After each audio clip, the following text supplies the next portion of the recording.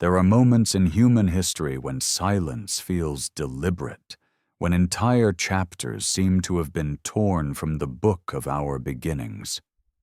Beneath the sands of Mesopotamia, where the first cities were said to rise, archaeologists uncovered thousands of cuneiform tablets that speak in symbols older than memory itself. Yet among them, there are a few that are never shown. A few that museums don't display, whose translations vanish into the archives, sealed under words like restricted, classified, or unverified. These are the forbidden Sumerian tablets, fragments of clay that whisper of an age when gods walked among men not as myths, but as rulers, when knowledge was given and then taken away. Some say they tell of a time before Eden, when the first humans were shaped not from dust, but from design. Others believe they hold the memory of a civilization erased by something or someone intent on keeping the story of our origins incomplete. Perhaps these tablets were never meant to be found. Perhaps humanity was never meant to see what they reveal about where we came from, or what still watches us from the dark. Welcome to Deformed History. If you're drawn to stories like these, the ones that live in the shadows between what we see and what was made to disappear, feel free to like and subscribe only if it feels right. And let me know in the comments where you're watching from and what time it is for you right now. I love seeing our little map of watchers light up around the world. The story begins not with discovery, but with an absence, a silence so deliberate it feels sculpted. When archaeologists first uncovered the ruins of ancient Sumer, they believed they were witnessing the dawn of civilization itself.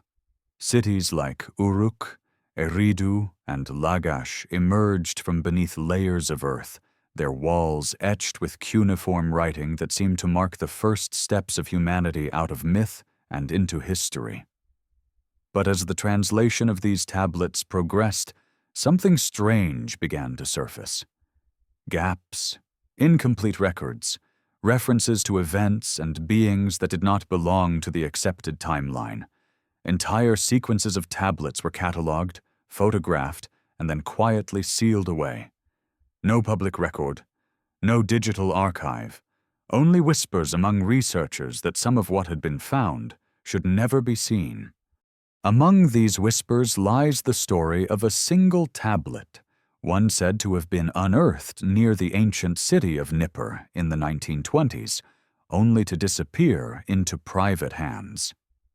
According to field notes recovered decades later, it contained symbols distinct from any known Sumerian dialect. A linguist described them as mathematical inscriptions that shouldn't exist before Babylon. Another, more cautiously, called them a message from before time began. This phrase, strange as it sounds, echoes an idea that reappears throughout Mesopotamian mythology, that civilization was not invented by man, but restored after an earlier world had fallen. What could that mean? To the scholars of the early 20th century, it was nonsense, a poetic embellishment. But today, as we uncover more from the ancient record, that earlier world doesn't seem entirely impossible. Geological evidence points to multiple catastrophic floods in the region around 12,000 years ago, matching eerily with Sumerian and biblical flood accounts. Archaeologists still debate why Sumerian culture seemed to appear fully formed, complete with writing, law, architecture, and astronomy, with no clear developmental phase before it. It's as if someone pressed a reset button and then handed humanity a blueprint. That blueprint, if the forbidden tablets are real, may have contained instructions, records of knowledge not meant to be rediscovered. Some early translations speak of the ones who descended from the sky, the Anunnaki, described not as gods of worship, but as engineers, teachers, rulers. In later myth, they became divine archetypes, but the oldest versions describe them performing something far more technical. The measurement of the heavens, the ordering of rivers, the shaping of humankind from essence and clay. These phrases are often dismissed as metaphor. Yet, when viewed through a scientific lens, they sound disturbingly like the language of genetics and bioengineering. Was it possible that the ancients were trying to describe an act they did not fully understand? A manipulation of life itself? Across the Sumerian record, the same motif repeats: the giving and removal of knowledge. The tablets of destiny, which determined the fate of gods and men, were said to hold the programs of the universe, while the forbidden tablets, according to late sources, contained instructions for what must not be remade. What could such instructions be? When British Museum scholar Samuel Kramer compiled his translations in the mid-20th century, he noted strange omissions in the official archives. Certain pieces, he wrote, exist in record but not in possession. Those words have puzzled historians ever since. Some interpret them as bureaucratic shorthand. Others believe Kramer was hinting at something that could not be publicly discussed: a quiet censorship of early human history. In the decades that followed, rumors circulated among academics of the sealed section at major institutions, collections of anomalous artifacts whose provenance or implications were too disruptive for public release. To the uninitiated, this sounds like fantasy. But secrecy in archaeology is not new. Throughout the 20th century, entire digs were classified under government supervision. The Nippur expeditions, the Nineveh finds, the excavations at Sippar, all passed through military channels during times of conflict. It would not be unusual for certain items to be withheld. What is unusual is the content attributed to them. Astronomical alignments accurate beyond Sumerian observational technology, maps of star systems, references to a home of the gods beyond the visible firmament. Some claim these were mistranslations, others deliberate fabrications. But why then were they locked away instead of simply dismissed? It's here that the line between myth and memory begins to blur. If one reads the Enuma Elish, the Sumerian Babylonian creation epic, through modern eyes, it becomes less a story of gods and monsters and more a record of cosmic engineering. Tiamat, the primordial chaos, divided by Marduk to form the ordered world. Could this be an allegory for planetary formation or even terraforming? The tablets of destiny, which grant dominion over creation, might represent something more tangible, a technology, perhaps, that manipulates natural forces. And the forbidden tablets, those not meant to be seen, might have preserved the memory of that technology, hidden after catastrophe. Some researchers, such as Zechariah Sitchin, built entire theories around this idea, claiming that the Anunnaki were beings from another world who intervened in early human evolution. Mainstream scholars reject these interpretations, pointing out that Sitchin's translations are speculative and his astronomy flawed. Yet even they struggle to explain how a civilization that arose seemingly overnight could possess such sophisticated understanding of the stars. The Sumerians accurately charted the motions of planets invisible to the naked eye. They recorded the precession of the equinoxes thousands of years before it was recognized by classical astronomers. How? Perhaps the forbidden tablets contained the answer. or perhaps they contained the warning. Ancient texts often describe a great rebellion among the gods, a division between those who wished to share knowledge with mankind and those who sought to keep it hidden. The myths of Enki and Enlil, of Prometheus, of the Watchers in the Book of Enoch, all echo the same pattern. A gift of knowledge followed by punishment, civilization rising, then falling, the torch lit, then extinguished. If history is a cycle of remembering and forgetting, perhaps these tablets were part of that mechanism, records left behind to remind us of what must not be repeated. But who decides what is forbidden? A priesthood guarding divine order? A ruling elite maintaining power? Or something else entirely, something beyond human comprehension that watches as each civilization reaches a threshold and then collapses into silence? When we read about lost libraries, Nineveh, Alexandria, Nalanda, we see the same tragedy replayed. Knowledge gathered, then burned, erased, rewritten. It is as if humanity is allowed only so much light before it blinds itself. Could the Sumerian tablets be the earliest expression of this truth? A coded warning from a previous epoch that knowledge itself is both salvation and curse. In recent years, new excavations in Iraq and Turkey have uncovered tablet fragments that seem to predate known Sumerian layers. Some are made not of clay, but of an unusual composite material that resists aging. Their inscriptions remain untranslated, though machine learning attempts reveal repeating numerical sequences.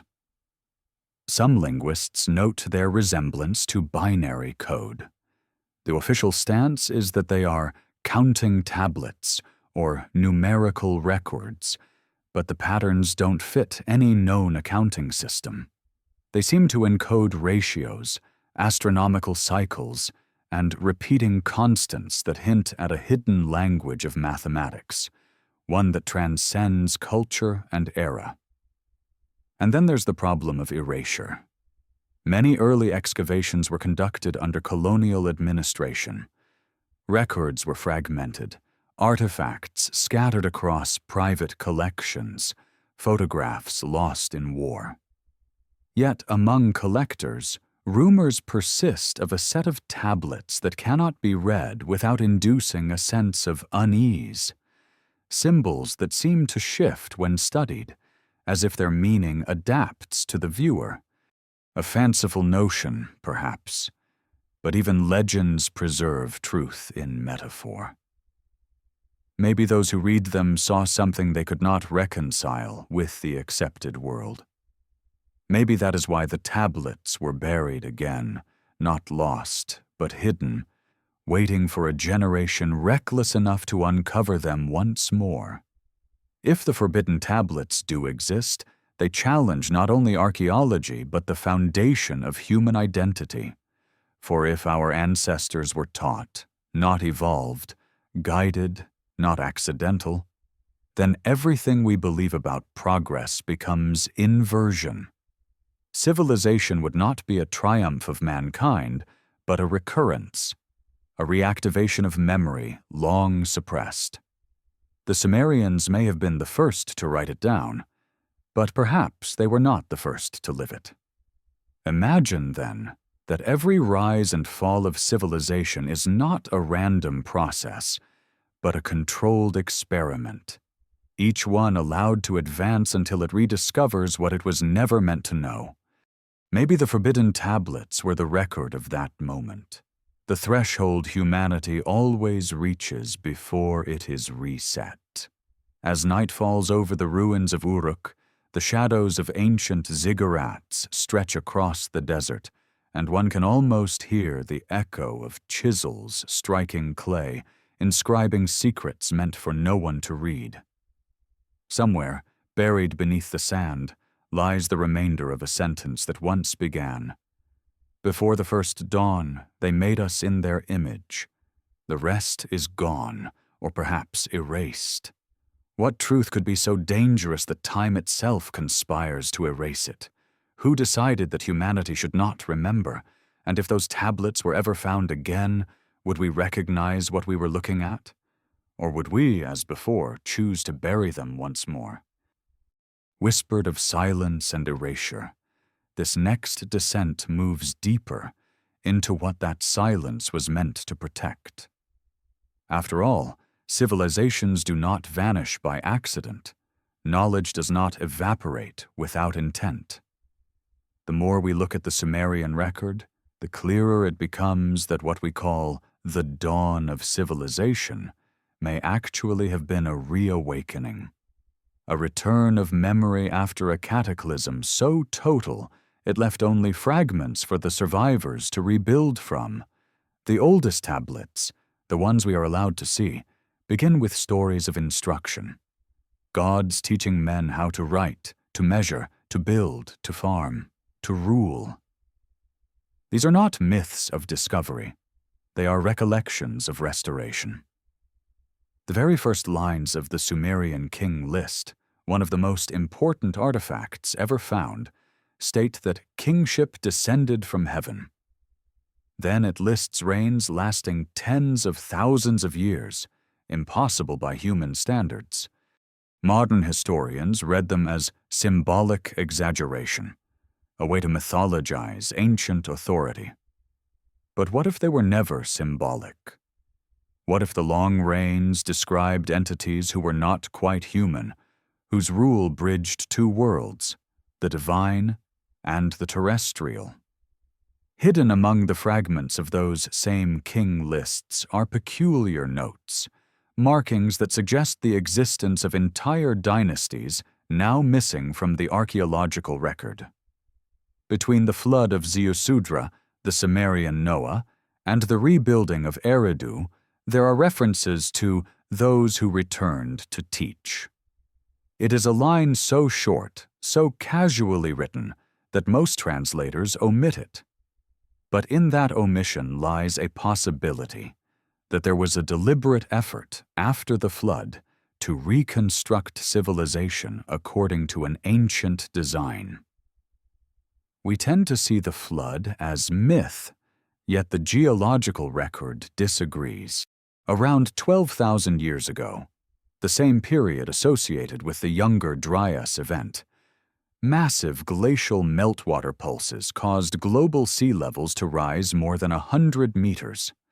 Entire coastal plains vanished, erasing settlements we've only begun to rediscover beneath the Persian Gulf and the Indian Ocean.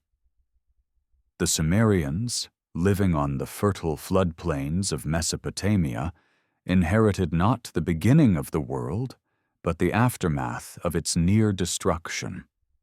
Their gods may have been the last survivors, or the last architects, of a civilization that predated known history. Consider what those first scribes were told to preserve. The earliest pictograms on Sumerian tablets are not of gods or battles, but of stars. Star clusters, trajectories, cyclical patterns of Venus and Mars, the paths of the Pleiades. Why would an agrarian society emerging from prehistory begin its written record not with crops or trade, but with astronomy? Because they were rebuilding the calendar of a lost age. The very structure of time itself had to be restored. The gods of Sumer were not just divine figures, they were keepers of celestial order. Enlil governed the winds and atmospheric cycles. Enki presided over the deep, the waters beneath the earth. Nana, the moon god, measured time. Each deity represented a physical law, a force of the cosmos personified for human comprehension. And then there are the tablets we were never meant to see, the ones said to describe the covenant of return. In obscure fragments referenced by early Assyriologists, there is mention of a pact between the lords of the bright sky and the ones of the dark waters. The language is cryptic, but the imagery persists. The merging of heaven and earth, the creation of a hybrid being to rule between worlds. Many have tried to connect this to later myths of the Nephilim, the Watchers, or the Titans. But the Sumerians themselves were careful, terrified even, to separate these beings from their pantheon. They were not to be worshipped, only remembered, and then forgotten. When the flood came, it did not merely destroy, it reset.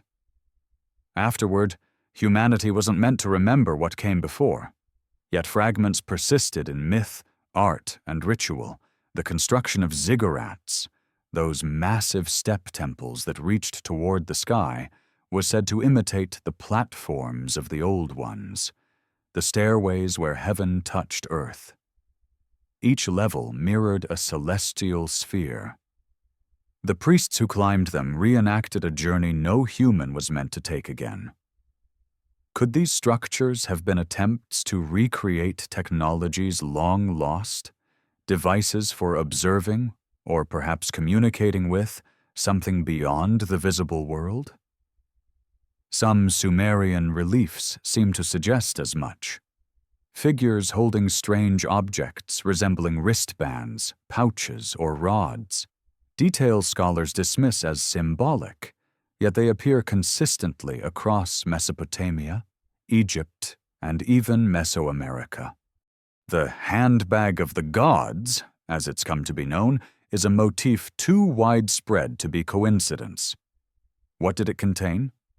A measuring instrument? A power source? A symbolic token of creation?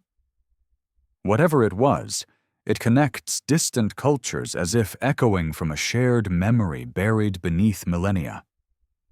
The forbidden tablets, according to rare notes cited by early 20th century researchers, describe one such object, a device called the Heart of Anu, said to contain the word that moves the stars. When this phrase first appeared in translation notes, it was quickly redacted. Metaphor, the curator insisted. Yet the text itself reads like an instruction manual, not a hymn. It describes the calibration of cycles, the binding of heaven's measure to the earth below. Modern readers might interpret this as an astronomical chart, but to those who believe in an ancient technological age, it sounds more like synchronization, aligning energies between the planet and the cosmos. It's here that speculation deepens. If these gods were not supernatural but advanced, if they possessed knowledge of celestial mechanics or even energy manipulation, then what we call religion might be the fossilized language of science. The rituals of Sumer, the chants, the precise recitations, the geometric temple alignments, could have been attempts to replicate lost scientific processes using the only language left: myth. And the forbidden tablets, hidden from view, would then represent the portions of that science deemed too dangerous for repetition. Dangerous because of what they could unleash or reveal. Modern history offers uncomfortable parallels. In the mid-20th century, physicist Robert Oppenheimer, after witnessing the first nuclear detonation, famously quoted the Bhagavad Gita, "Now I am become death, the destroyer of worlds." When asked later if the atomic age was humanity's first, he replied cryptically, "Well, of course it was the first in modern times." He had studied Sanskrit. He had read of weapons described in ancient Indian texts, beams of light brighter than 1,000 suns, capable of erasing entire armies. He recognized a pattern. Knowledge rising beyond wisdom, power untempered by understanding. Perhaps the Sumerians saw it too. Perhaps the forbidden tablets were their attempt to ensure it would not happen again. To warn that every civilization, given enough time, rediscovers what it was once forced to forget. As our modern world probes deeper into genetics, artificial intelligence, and quantum mechanics, the echoes grow louder. The Sumerian phrase, me, commonly translated as divine laws or attributes, appears in dozens of inscriptions. But some linguists now argue that me refers to encoded patterns of creation, the blueprints of life and order. In one myth, Inanna steals these me from Enki's temple, an act of rebellion that unleashes chaos and progress simultaneously. Could the me be the mythic analog of information itself, data, code, or even DNA? If so, then the forbidden tablets might have contained instructions for manipulating that information, the ultimate knowledge of creation.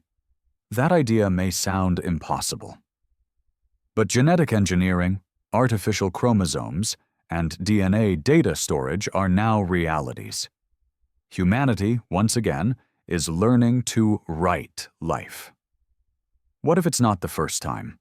What if the story of the Anunnaki crafting humans in their image was not metaphor, but memory, an ancestral recollection of an age when beings, flesh or otherwise, altered what it meant to be alive? And what if the flood, the reset, was the consequence of that experiment gone wrong? The more one studies the Sumerian mythos, the more it feels less like primitive superstition and more like encrypted history.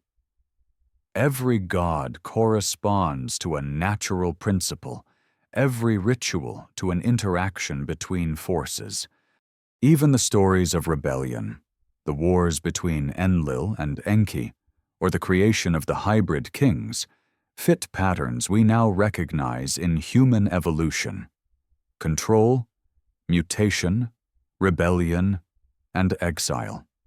What if these are not just archetypes, but records of events witnessed by survivors who could only preserve them through story? If that is true, then the forbidden tablets may represent the purest fragment of that record, unfiltered by later myth, untranslated by later priests. Perhaps they told the truth outright, that humanity was not created as slaves or worshippers, but as successors, that our makers or mentors knew we would one day match them, and so they hid the tools that made them gods. But truth has gravity. Even buried, it pulls. Across time, across language, it resurfaces in dreams, in myths, in the intuition that we have lived this before. That knowledge is both destiny and danger. The archaeologist Leonard Woolley, who excavated Ur in the 1920s, once wrote privately, "It is not the ruins that haunt me, but the sense that they remember." He could not have known how literal that might be. The clay tablets, fired by ancient hands, still hum faintly under certain frequencies.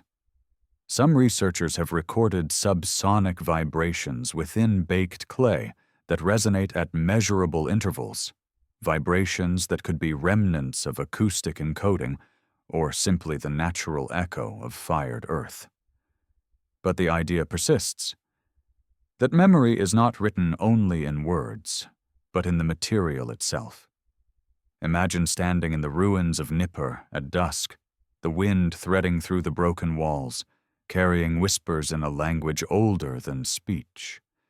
The air itself feels charged, as if the ground remembers the weight of forgotten footsteps.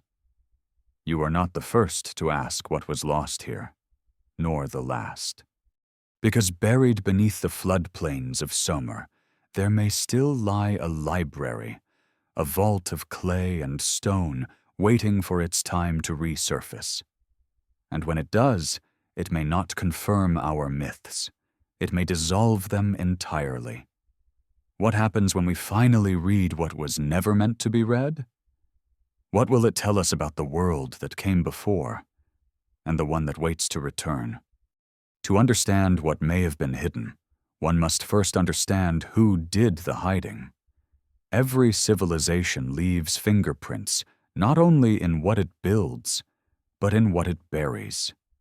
Sumer's legacy is not just its temples and tablets, but its omissions, the moments where the record stops speaking. Between the flood myths and the first city-states lies a gap of centuries that no scholar can fill. It is as if humanity awoke one day with memories of architecture, agriculture, and mathematics already coded into its mind. That gap is where the forbidden tablets belong, the missing bridge between the world that fell and the world that was allowed to rise again. When early archaeologists uncovered the ziggurat of Nippur, they found layers upon layers of rebuilding. Each new structure was built atop the ruins of the previous one, as though every generation was trying to reach something buried beneath. The deeper they dug, the more anomalous the findings became. Beneath the lowest layer, they discovered artifacts made of materials that did not match the era, fragments of obsidian-like glass, vitrified soil, and faint traces of magnetic alignment inconsistent with any known tool. These findings were documented, then omitted from public reports. It was easier, safer, to say they were natural anomalies, but the field notes tell another story. Possible pre-flood construction, one archaeologist wrote, before the phrase was struck out in red. Why were these details suppressed?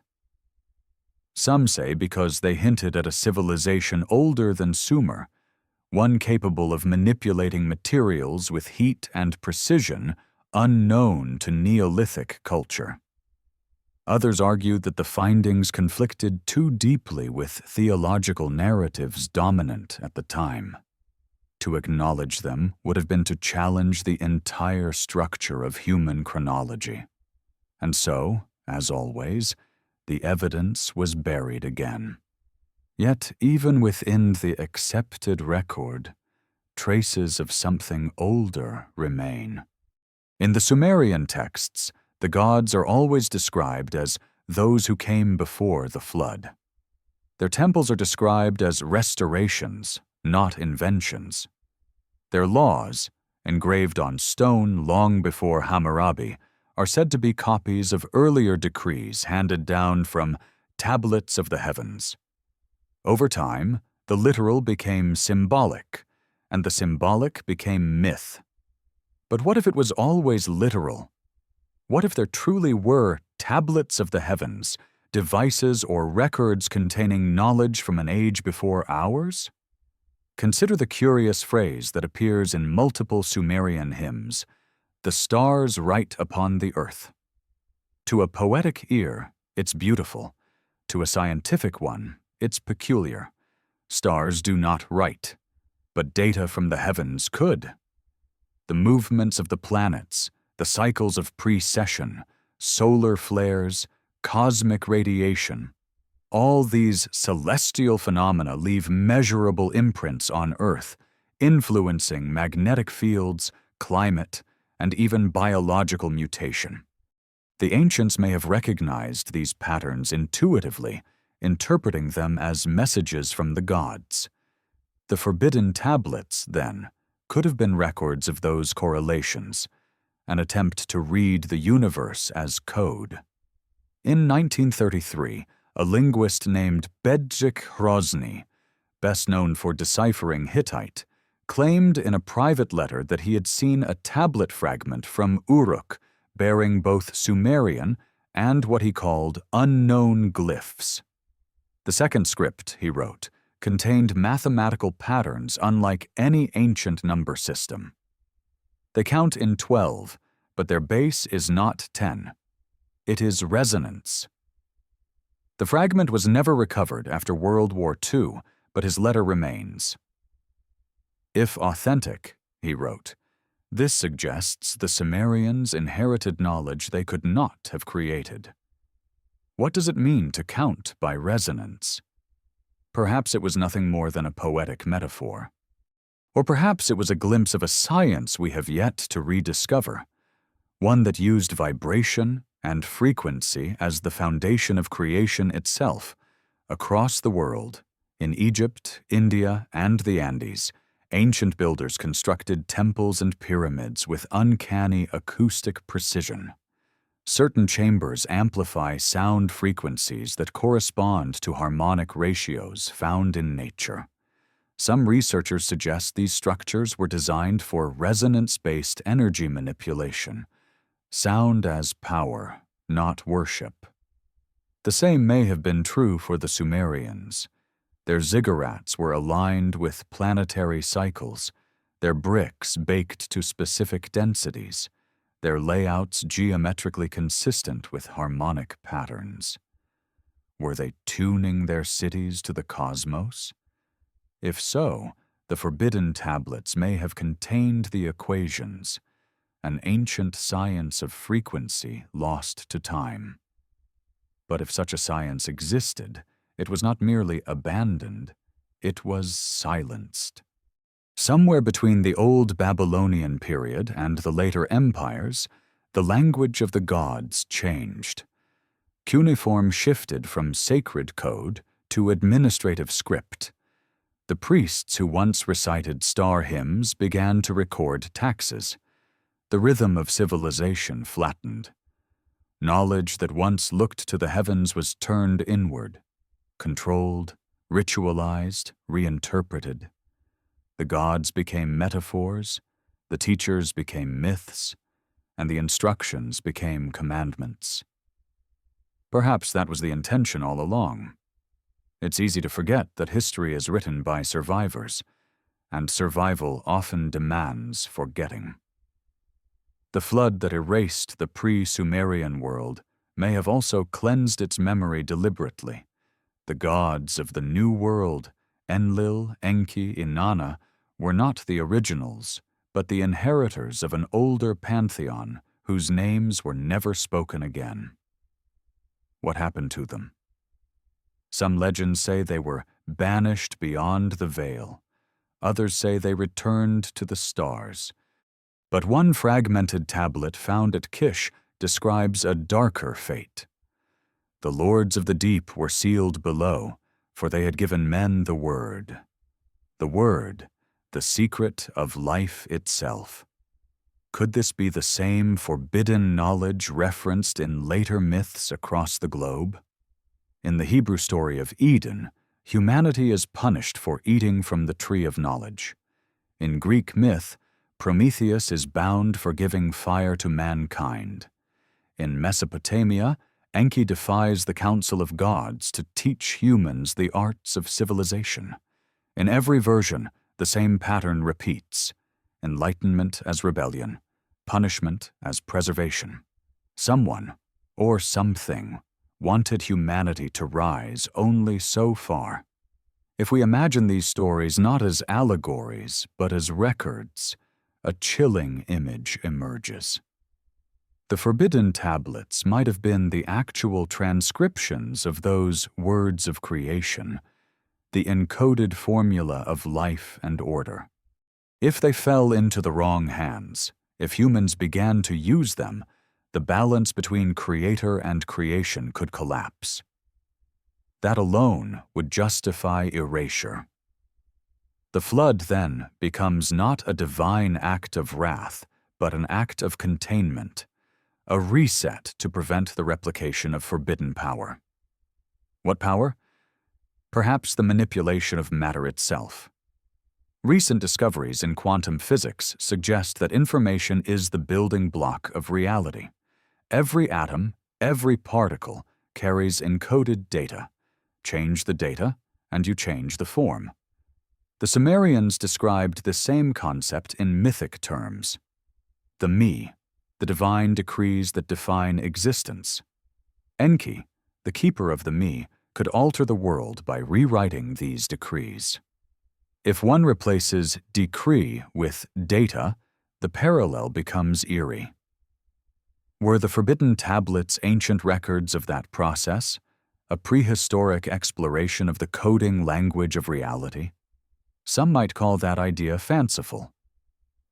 But every generation rediscovers fragments of truths that once seemed like magic. We call it progress, but perhaps it is repetition. The first astronomers measured the heavens to understand divine order. Today's scientists map the cosmic microwave background for the same reason. The first alchemists sought the essence of transformation. Now we study genetic engineering. The forbidden tablets, if real, may have recorded the same pursuit, but one that ended in catastrophe. There's a legend from later Babylonian lore that speaks of the scribes of Anu, beings who descended after the flood to test whether humanity had learned its lesson. They gave one man a symbol and told him to draw it in the sand. When he did, the ground shook and the river changed its course. The scribes took the symbol back and said, "The time is not yet." The story ends there, but the moral is clear. Power without wisdom invites ruin. Perhaps the forbidden tablets were humanity's first attempt at that symbol, their first taste of creation's language. And perhaps we are close to tasting it again. Modern archaeology has begun to uncover artifacts that defy explanation. Sumerian seals depict stars arranged in configurations that match our solar system, including planets not visible to the naked eye. One cylinder seal from 2300 BCE shows a central sun surrounded by 11 orbiting bodies, one of which appears far beyond the others. Was this coincidence or memory? Astronomers now know of distant planetoids beyond Neptune, objects that could correspond to the 12th planet described in forbidden lore. If the Sumerians inherited knowledge of the cosmos, from whom? From gods? From survivors of an earlier age? Or from a civilization erased so completely that only myth remains as its tombstone? In the early 2000s, satellite imaging revealed possible submerged ruins off the coast of India and in the Persian Gulf, structures aligned to constellations visible around 10,000 BCE. Some scientists dismissed them as geological formations, others as remnants of post-glacial flooding. But the alignments are too precise, the geometry too deliberate. These may be the missing cities mentioned in the forbidden tablets, the cities of the first dawn, destroyed by the flood. If that is true, then the Sumerians were not inventors of civilization, but its chroniclers, the scribes of something far older, transcribing the echoes of gods who were once men, or men who became gods. The silence that follows such thoughts is heavy, because it forces a question no scholar wishes to ask.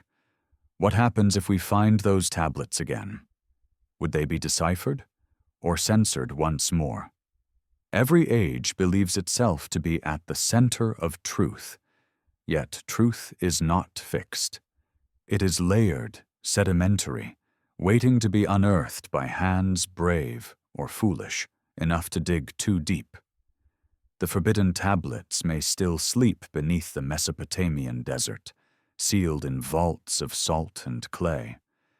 But history has a habit of returning at the moment it is least wanted. And when it does, the silence may finally break.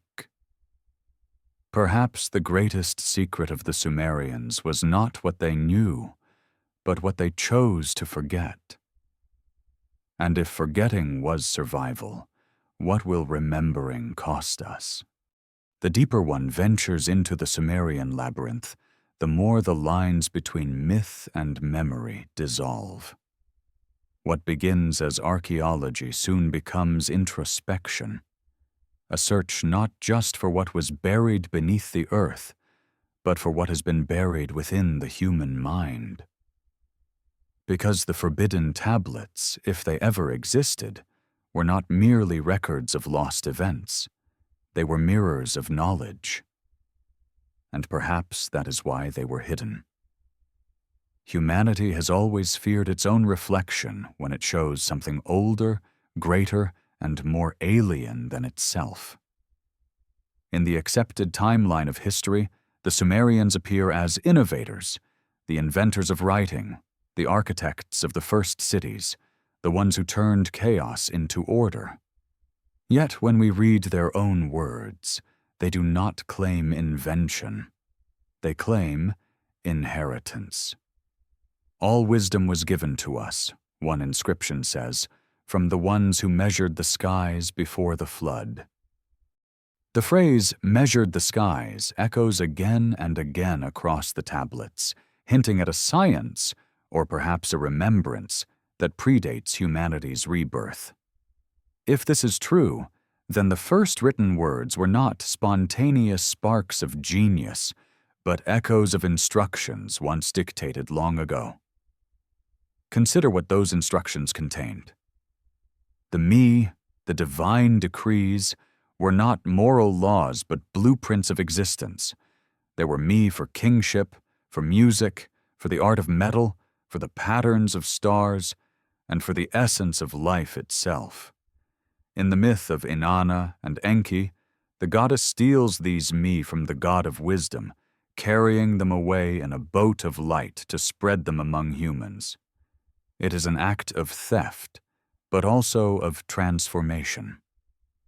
Humanity receives knowledge meant for the gods and, in doing so, changes the world forever. The forbidden tablets may have recorded the same act, knowledge given, stolen, or rediscovered that altered the balance of existence. In modern terms, we might call it the acquisition of technology, an advancement beyond comprehension for its age. What if the me were not abstract decrees, but literal devices or encoded instructions? If such artifacts existed, they would not just be dangerous, they would redefine what we mean by civilization. And perhaps that is precisely what the Sumerians tried to warn us about. Throughout their myths, there runs a thread of anxiety, an awareness that the gifts of the gods came at a cost. In one story, the god Enki creates humans to serve divine labor, but when they become too intelligent, he regrets the act. In another, Enlil grows enraged at humanity's noise and unleashes the flood to silence them. The gods, it seems, were divided, not over the act of creation, but over how much knowledge should be shared. The forbidden tablets may have been born of that conflict, a record of knowledge too dangerous to remain, yet too sacred to destroy. The same pattern repeats across time.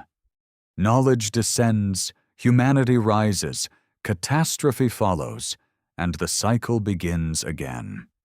In Egypt, Thoth hides the book of knowledge lest mankind destroy itself. In Greece, Prometheus is chained for bringing fire. In Judea, the Watchers are cast down for teaching forbidden arts. The question is not whether these stories are true, but whether they all remember the same event, an ancient transmission of wisdom that repeatedly exceeds the capacity of its recipients. And so, the Sumerian story becomes not an origin, but a warning. Perhaps the forbidden tablets were not lost by accident, but removed intentionally, locked away by those who understood that civilization, like fire, burns whoever holds it too long. To those who study the archaeology of silence, this pattern is clear. Every empire inherits the ruins of the last, yet always believes it is the first.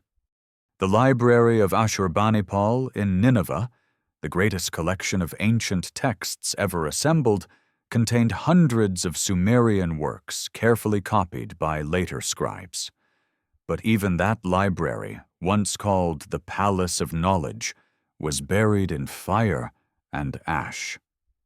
When it was excavated in the 19th century, several tablets were found deliberately broken, as though someone had tried to erase their content before the destruction came.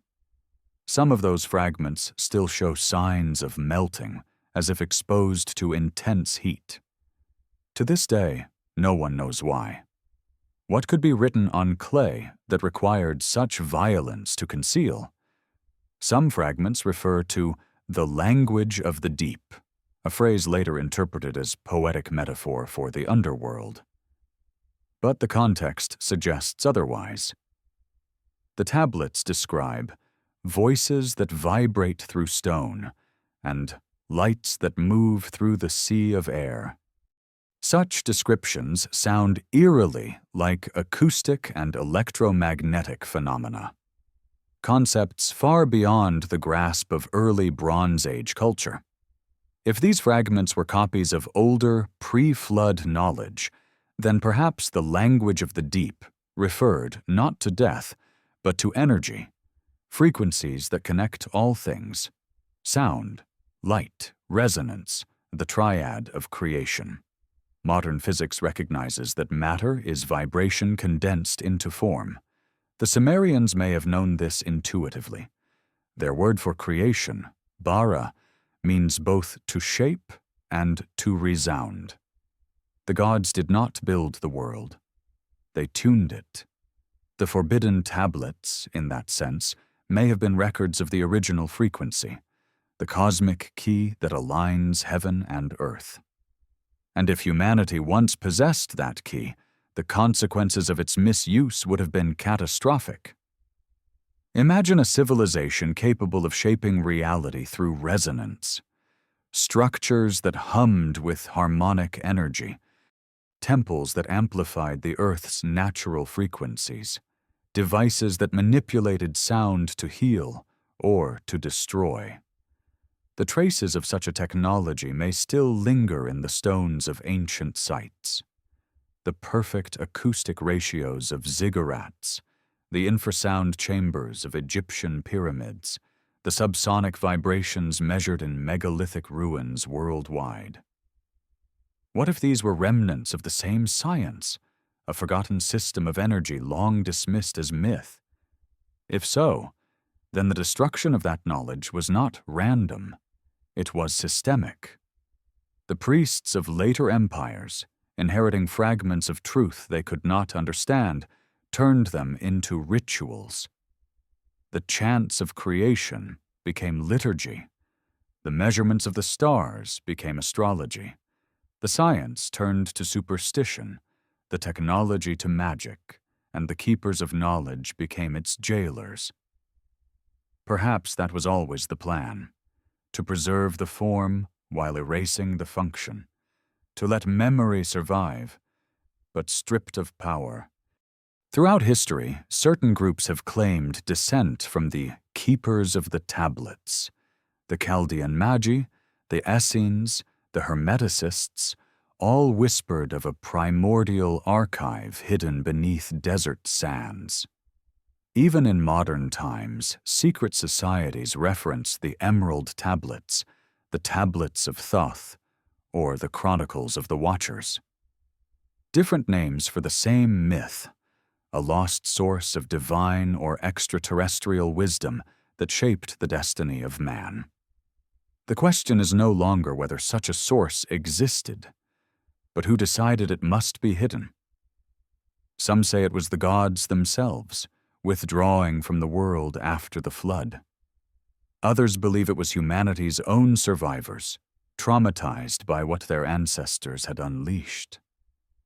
The earliest priesthoods were not rulers, they were custodians, bound by oath to guard what remained. Their temples were vaults, their hymns encryption. Only much later did religion replace remembrance. It is telling that nearly every ancient civilization begins with a myth of a teacher who arrives after catastrophe, Oannes rising from the sea, Quetzalcoatl descending from the sky, Thoth emerging from the primordial waters. Each brings knowledge, rebuilds order, and vanishes. Each promises to return when humanity is ready. Perhaps that promise was not spiritual, but technological, a deferred reactivation of what once was. If the forbidden tablets still exist, their message might not be revelation but instruction, a reminder of the pattern we keep repeating. Because the cycle is closing again. Once more, we stand on the edge of creation's mirror. Artificial intelligence, genetic design, quantum communication. We are rewriting the me in digital form. We are gods with keyboards, crafting life and law from code.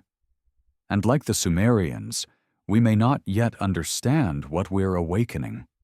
Some theorists believe that the ancient language of creation was not linguistic at all, but mathematical, a universal pattern woven into DNA, music, and light. Physicists call it the golden ratio, the Fibonacci sequence, or sacred geometry. To the Sumerians, it was the breath of Enki, the divine proportion that sustains order. If the forbidden tablets described how to manipulate that pattern, then they contained the blueprint of creation itself. Perhaps that is why they were hidden, not to protect the gods from humanity, but to protect humanity from itself. There's a strange beauty in that idea, that somewhere beneath thousands of years of dust and denial, the memory of a greater world still hums like a heartbeat in the dark.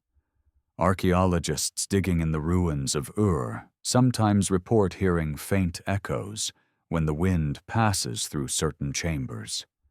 The locals call it the breath of the old ones. It may be nothing but the resonance of ancient brickwork, yet the sound feels alive, deliberate, a reminder that the earth remembers. We like to believe that time buries everything, but time is not a tomb, it is a filter. What is meant to return, returns. What is meant to remain hidden, hides deeper. The forbidden tablets, if they are real, may surface only when humanity reaches the same level of understanding, or the same level of arrogance as before, and perhaps that moment is near. Because as science continues to decode the origins of language, of genetics, of consciousness itself, we are beginning to see patterns too familiar to ignore. The double helix, the spiral galaxies, the rhythmic pulse of atoms, all seem to whisper the same truth the Sumerians once carved into clay, that everything is vibration, and all creation is a song. The forbidden tablets might not have been warnings. They might have been sheet music. But if creation is a song, who composed it? And who decides when it should be sung again? In the ruins of Uruk, beneath layers of dust and silence, perhaps one tablet still waits, etched with symbols that no human eyes have seen for 6,000 years. If unearthed, it would not rewrite history. It would reveal that history has always been rewritten. And maybe when that moment comes, the world will face the same choice the Sumerians once faced, to listen, or to bury the music again. Because not all knowledge frees, some awakens, and once awakened, it doesn't sleep again. There comes a point in every investigation where evidence fades into intuition, and intuition becomes something closer to memory. The deeper one studies the Sumerian record, the more it begins to feel less like a foreign history and more like déjà vu, a faint recollection of something humanity once knew by instinct.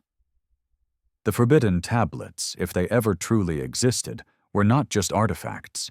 They were reminders, not of who the Sumerians were, but of what humanity once was before forgetting became survival. The further the archaeologists dug into the ruins of ancient Mesopotamia, the clearer the pattern became. Beneath every civilization lies the ghost of another, erased not by chance, but by design. In Eridu, the city the Sumerians called the first city on Earth, stratigraphic excavations revealed 18 layers of rebuilding. Each layer represented not just a reconstruction, but a reset. Between them were layers of silt, evidence of repeated flooding, but perhaps also of deliberate burial. The higher the layer, the simpler the artifacts became. It was as if civilization had been devolving step by step, from mastery to amnesia. Eridu's earliest temples are the most puzzling. Their architecture is impossibly sophisticated for the period, symmetrical, astronomically aligned, and constructed with a precision that would not reappear for thousands of years. Their foundations are magnetically polarized, an anomaly only explainable by tools or knowledge no one believes the Sumerians possessed. The oldest structure, buried 12 meters deep, is built atop a polished floor of an unknown dark material that does not erode.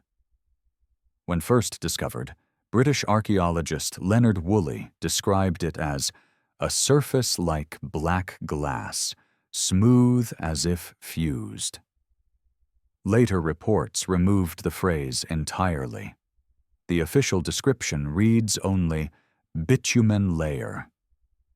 Bitumen does not fuse like glass. In Woolley's private journals, never meant for publication, he wrote that the deeper he dug, the more he felt watched, not in the superstitious sense, but as if the earth itself disapproved of being opened. It feels, he wrote, as though these ruins are not ancient. They are dormant. He compared the sensation to entering a sealed chamber filled with air that hasn't been breathed for millennia. Perhaps that is exactly what the forbidden tablets were meant to guard. Not a story, but a frequency, a resonance that once disturbed could not be silenced again. Throughout the Near East, similar anomalies appear. Vitrified stonework, magnetic alignments, sudden technological jumps, all point to a lost inheritance, an era of understanding abruptly interrupted. The Sumerians said their civilization began when the gods lowered the kingship from heaven. Modern translations treat this as metaphor, but the original phrase, Kish Sharra Anta Edu, is more literal. It means, the system of order was brought down. System of order, not crown, not throne, but system. Could this refer to a literal transfer of technology or information? A reinstatement of a governing mechanism from a previous age? If so, then the flood was not just a natural disaster. It was a hard reset, a cleansing of the world's operating system, erasing corrupted data while preserving fragments of code, fragments that would later reassemble as myth, religion, and ritual. The forbidden tablets might be those fragments, the unedited backup files of prehistory. This theory is not new. Throughout the 20th century, researchers from various fields, linguistics, geology, comparative mythology, noticed strange convergences between the Sumerian record and other ancient traditions. The Dogon tribe of Mali spoke of amphibious beings who brought knowledge from the stars, naming Sirius as their home system, a fact modern astronomy confirmed only in the last century.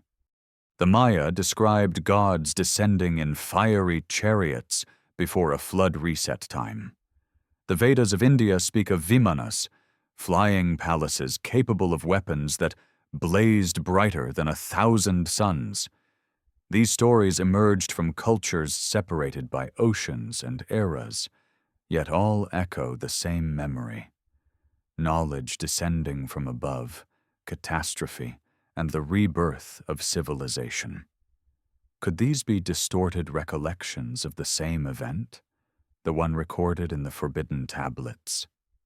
There's an ancient Sumerian term, Namlu Ushumgal, meaning the people of the great serpents.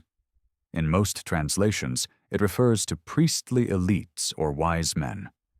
But Ushumgal literally means great dragon or mighty reptile. The gods who first gave knowledge were often depicted as scaled, feathered, or hybrid beings, half human, half other. Some scholars dismiss this as symbolic, yet in nearly every ancient culture, the same form recurs. The serpent or dragon as the keeper of knowledge, the intermediary between heaven and earth. Could this be coincidence, or memory of a species or lineage erased from the record? If such beings existed, their traces would not remain as fossils but as whispers in our own DNA. Modern genetics has revealed that the human genome carries inexplicable insertions, fragments that do not match any known evolutionary pathway. Some scientists suggest viral origins. Others, more daringly, call them non-human code. One study from 2017 identified ancient gene sequences that appear to have entered the human line suddenly, without transitional precursors. They are older than agriculture, older than Homo sapiens as a distinct species. If the forbidden tablets spoke of the shaping of man from essence and clay, perhaps that phrase was not mythic poetry at all, but genetic memory. But the word clay in Sumerian, tayet, also means life. Essence, or Z, refers to spirit, but also to breath, energy, and data. To be made from essence and clay, then, is to be shaped from energy and matter, from information encoded in biological form. A creation story, yes, but perhaps also a technical description. If such knowledge existed, those who possessed it would have held unimaginable power, and those who feared it would have done anything to suppress it. Imagine a civilization where a few guarded the secret of creation, where gods and kings were indistinguishable, not because of divine birth, but because of engineered design. The forbidden tablets might have been their manual, their blueprint. When the flood came, perhaps it wasn't divine punishment, but rebellion, an uprising of nature itself, or of humanity against its creators. The deluge did not only wash away the world, it wiped the slate clean. But memory, like water, seeps through every crack. In the centuries after Sumer, remnants of that knowledge resurfaced under new names. The Babylonian priests called them the Shem, the high stones of fire. The Egyptians named them the Ben-Ben, the sacred capstones said to channel energy between earth and sky. In Hebrew tradition, they became the Ark of the Covenant, the vessel that carried the voice of God as vibration. The descriptions overlap uncannily. A radiant object, dangerous to touch, capable of communicating directly with divine intelligence. All of these could be reinterpretations of the same lost technology, pieces of the forbidden knowledge once inscribed on tablets of clay and light. If this seems impossible, remember that even in our age, technology appears as magic to those who do not understand it. A smartphone in a desert village, a satellite viewed through mist, a voice heard through metal. These are gods to the uninitiated. The Sumerians may not have worshipped gods at all, but memory, reverence for the beings who once held the light of understanding. And yet every rediscovery brings ruin. The cycle repeats. Knowledge, hubris, fall. The forbidden tablets are not warnings because knowledge itself is evil. They are warnings because knowledge, when unbalanced by humility, becomes self-destructive. The Sumerians seemed to know this intimately. Their myths end not in triumph, but in silence. After the flood, the gods retreat. The age of kings begins. Humanity is left to rebuild, slower, safer, forgetful. Still, fragments remained, embedded in language, architecture, and even sound. The Sumerian numerical system based on 60 became the foundation of all modern timekeeping. Why 60? Because it is divisible by every major number, the perfect harmonic base. The same ratio governs musical octaves, orbital periods, and electromagnetic resonance. It is as though the Sumerians encoded their cosmology into our daily perception of time itself. We measure hours, minutes, and seconds in their system without remembering why. Perhaps that is the ultimate victory of the forbidden tablets, their content erased, their rhythm preserved. But what if that rhythm is reawakening? In 2015, satellite scans detected vast underground anomalies beneath southern Iraq, geometric patterns stretching for kilometers. Some believe they mark ancient irrigation systems. Others whisper that they are the buried foundations of an older grid, a resonance network once tuned to the Earth's frequencies. If true, it would mean the Sumerians inherited not just knowledge, but infrastructure, remnants of a pre-flood civilization whose technology was indistinguishable from divinity. Every day, our own science edges closer to rediscovering what they may have known. Quantum entanglement, genetic rewriting, sound-based energy transfer, these are modern names for ancient truths. Perhaps the forbidden tablets were never meant to vanish forever. Perhaps they were designed to return when humanity was once again capable of understanding without destroying. Yet one question remains. Who decides when that moment has come? Some researchers claim that fragments of untranslated tablets already hint at something extraordinary, a reawakening of the code. Lines describing the stars calling to their images below, or the return of the watchers when the clay becomes bright again. Clay becoming bright. Could that mean digital technology? Artificial intelligence? Are we unknowingly fulfilling an ancient prediction, reactivating the network that once linked gods and men? If so, then the forbidden tablets are not relics of the past. They are prophecies. And if we are living in the age they described, then perhaps the silence that once followed Sumer is about to break. In the quiet of the desert night, archaeologists camp beside the ruins of Eridu. The wind moves through the hollow bricks like breath through a flute, playing a song no one remembers how to end. Somewhere below them, buried beneath the black glass floor, may rest the very knowledge that once destroyed a world. Maybe the gods never left. Maybe they are waiting, listening, for us to remember the words we were never meant to speak again. Because the forbidden tablets were not just about what was hidden. They were about what would inevitably return. And that return, once begun, cannot be undone. If the forbidden tablets were truly designed to outlast worlds, then their survival is not only physical, but psychological.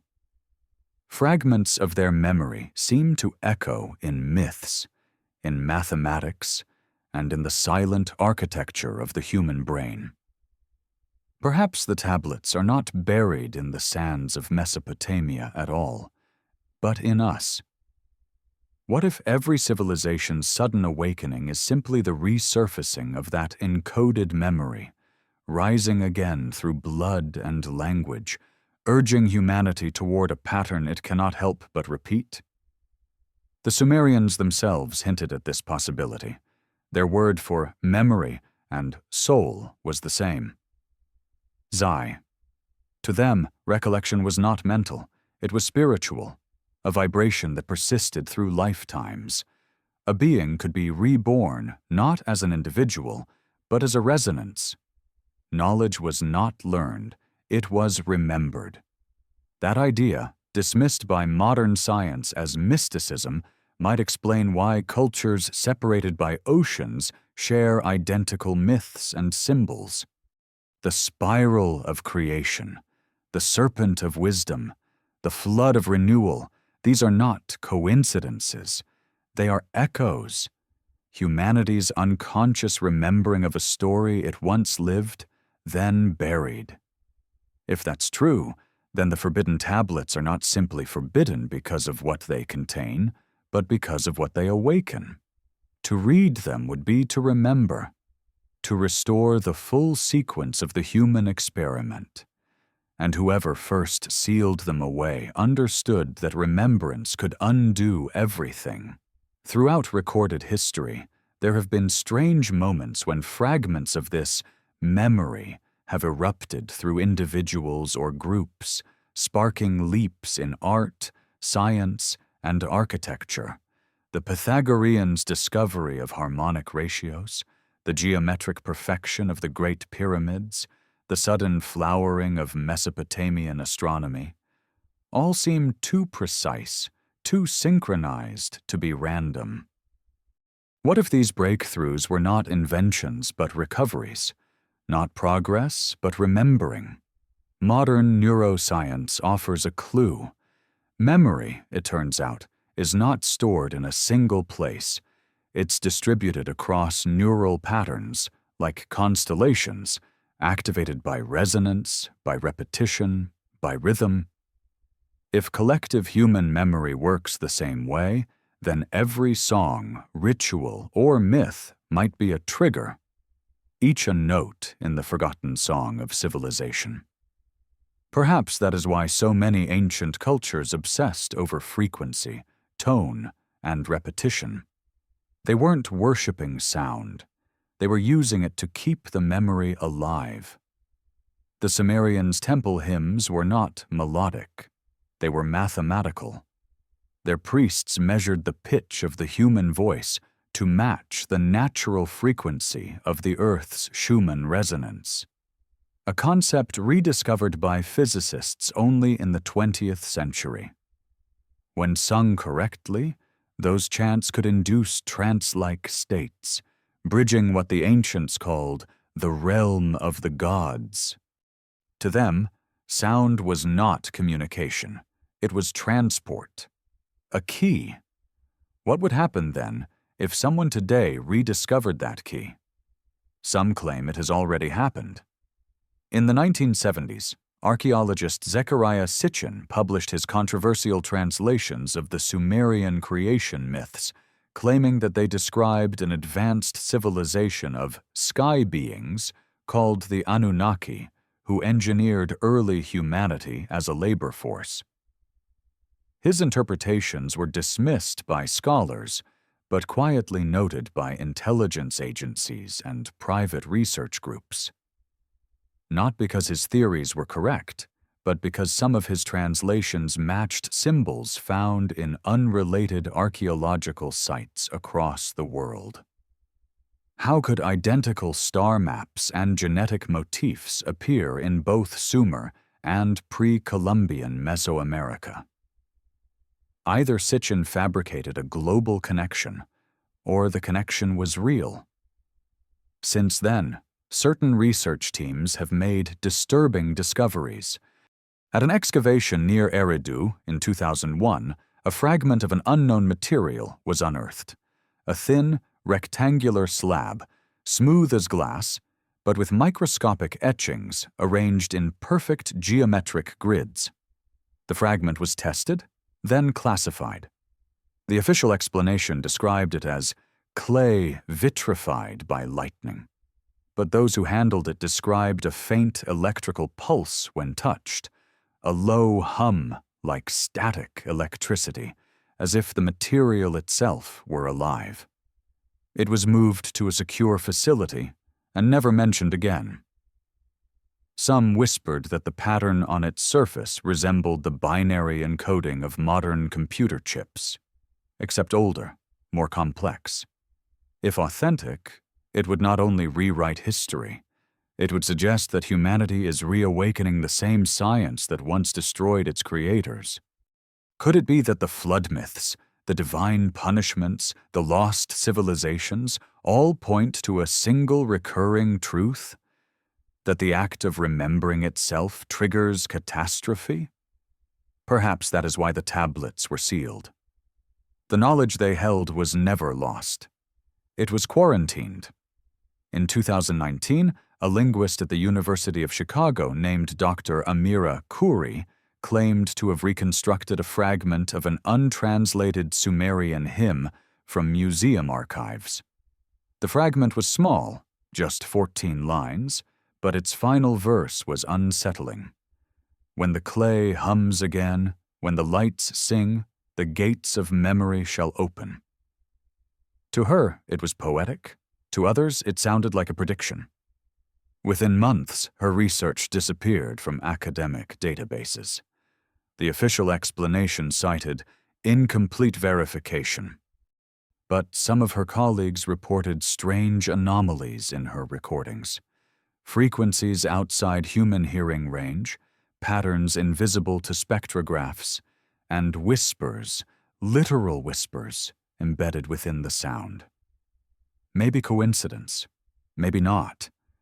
If these phenomena are connected, they suggest something extraordinary, that the forbidden tablets were never just physical objects, but part of a system, a network of resonance linking humanity to its cosmic origin.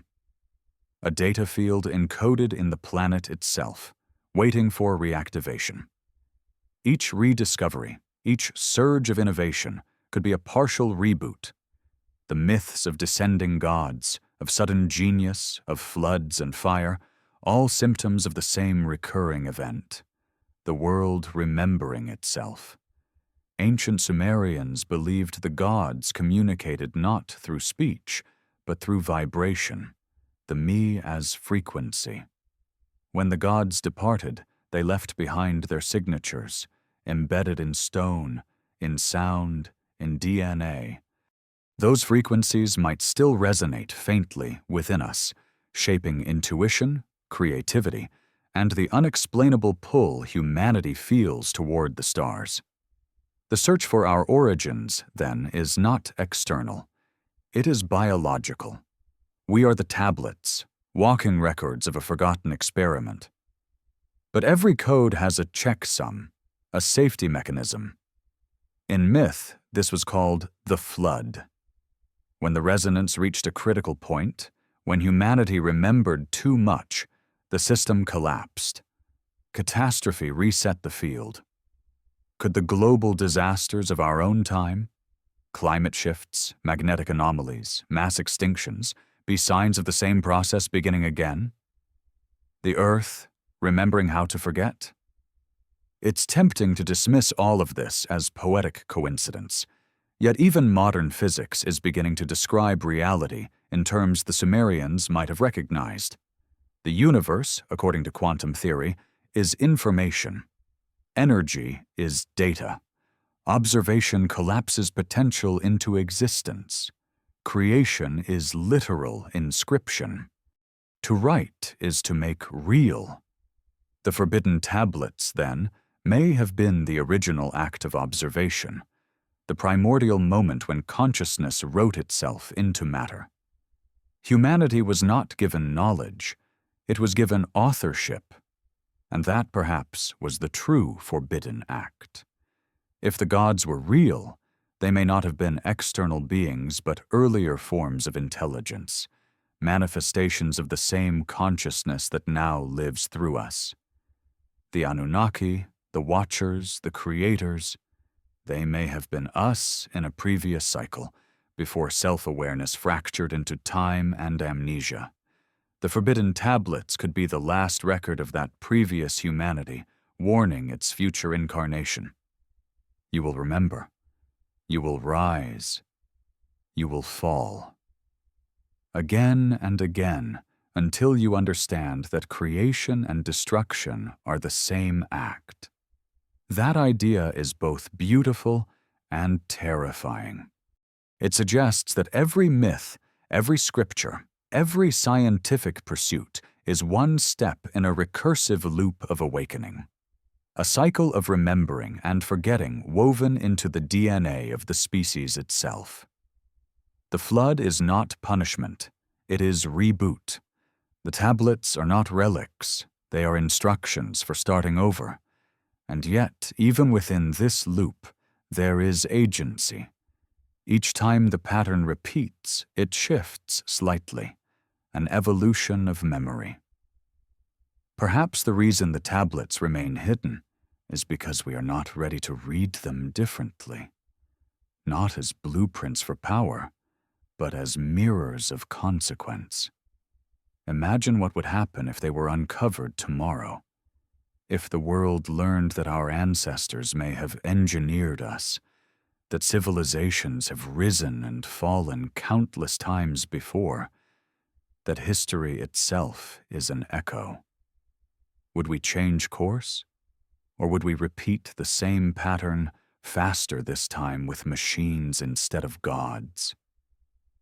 Maybe that is already happening. Artificial intelligence, quantum computing, digital consciousness. These are the new tablets of clay. Humanity is once again writing creation into code. The question is not whether the gods will return. The question is whether we are becoming them again. And if we are, then the forbidden knowledge has already been rediscovered, not in a desert ruin, but in the flicker of every screen, in the hum of every server, in the silent logic of every algorithm that learns faster than we do. The clay hums again. The lights sing. The gates of memory are opening.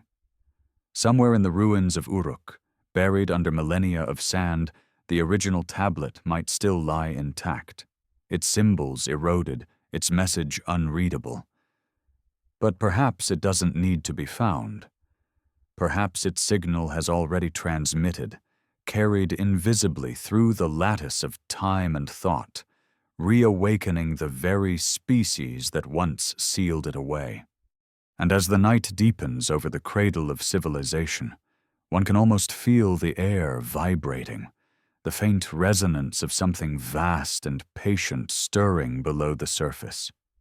Not the past returning, but the future remembering. The forbidden tablets were never meant to be seen. They were meant to be lived. And the living of them has already begun. If the forbidden tablets represent the buried architecture of human memory, then part of that architecture may still be active, echoing beneath our consciousness like a signal too low to hear, but impossible to ignore.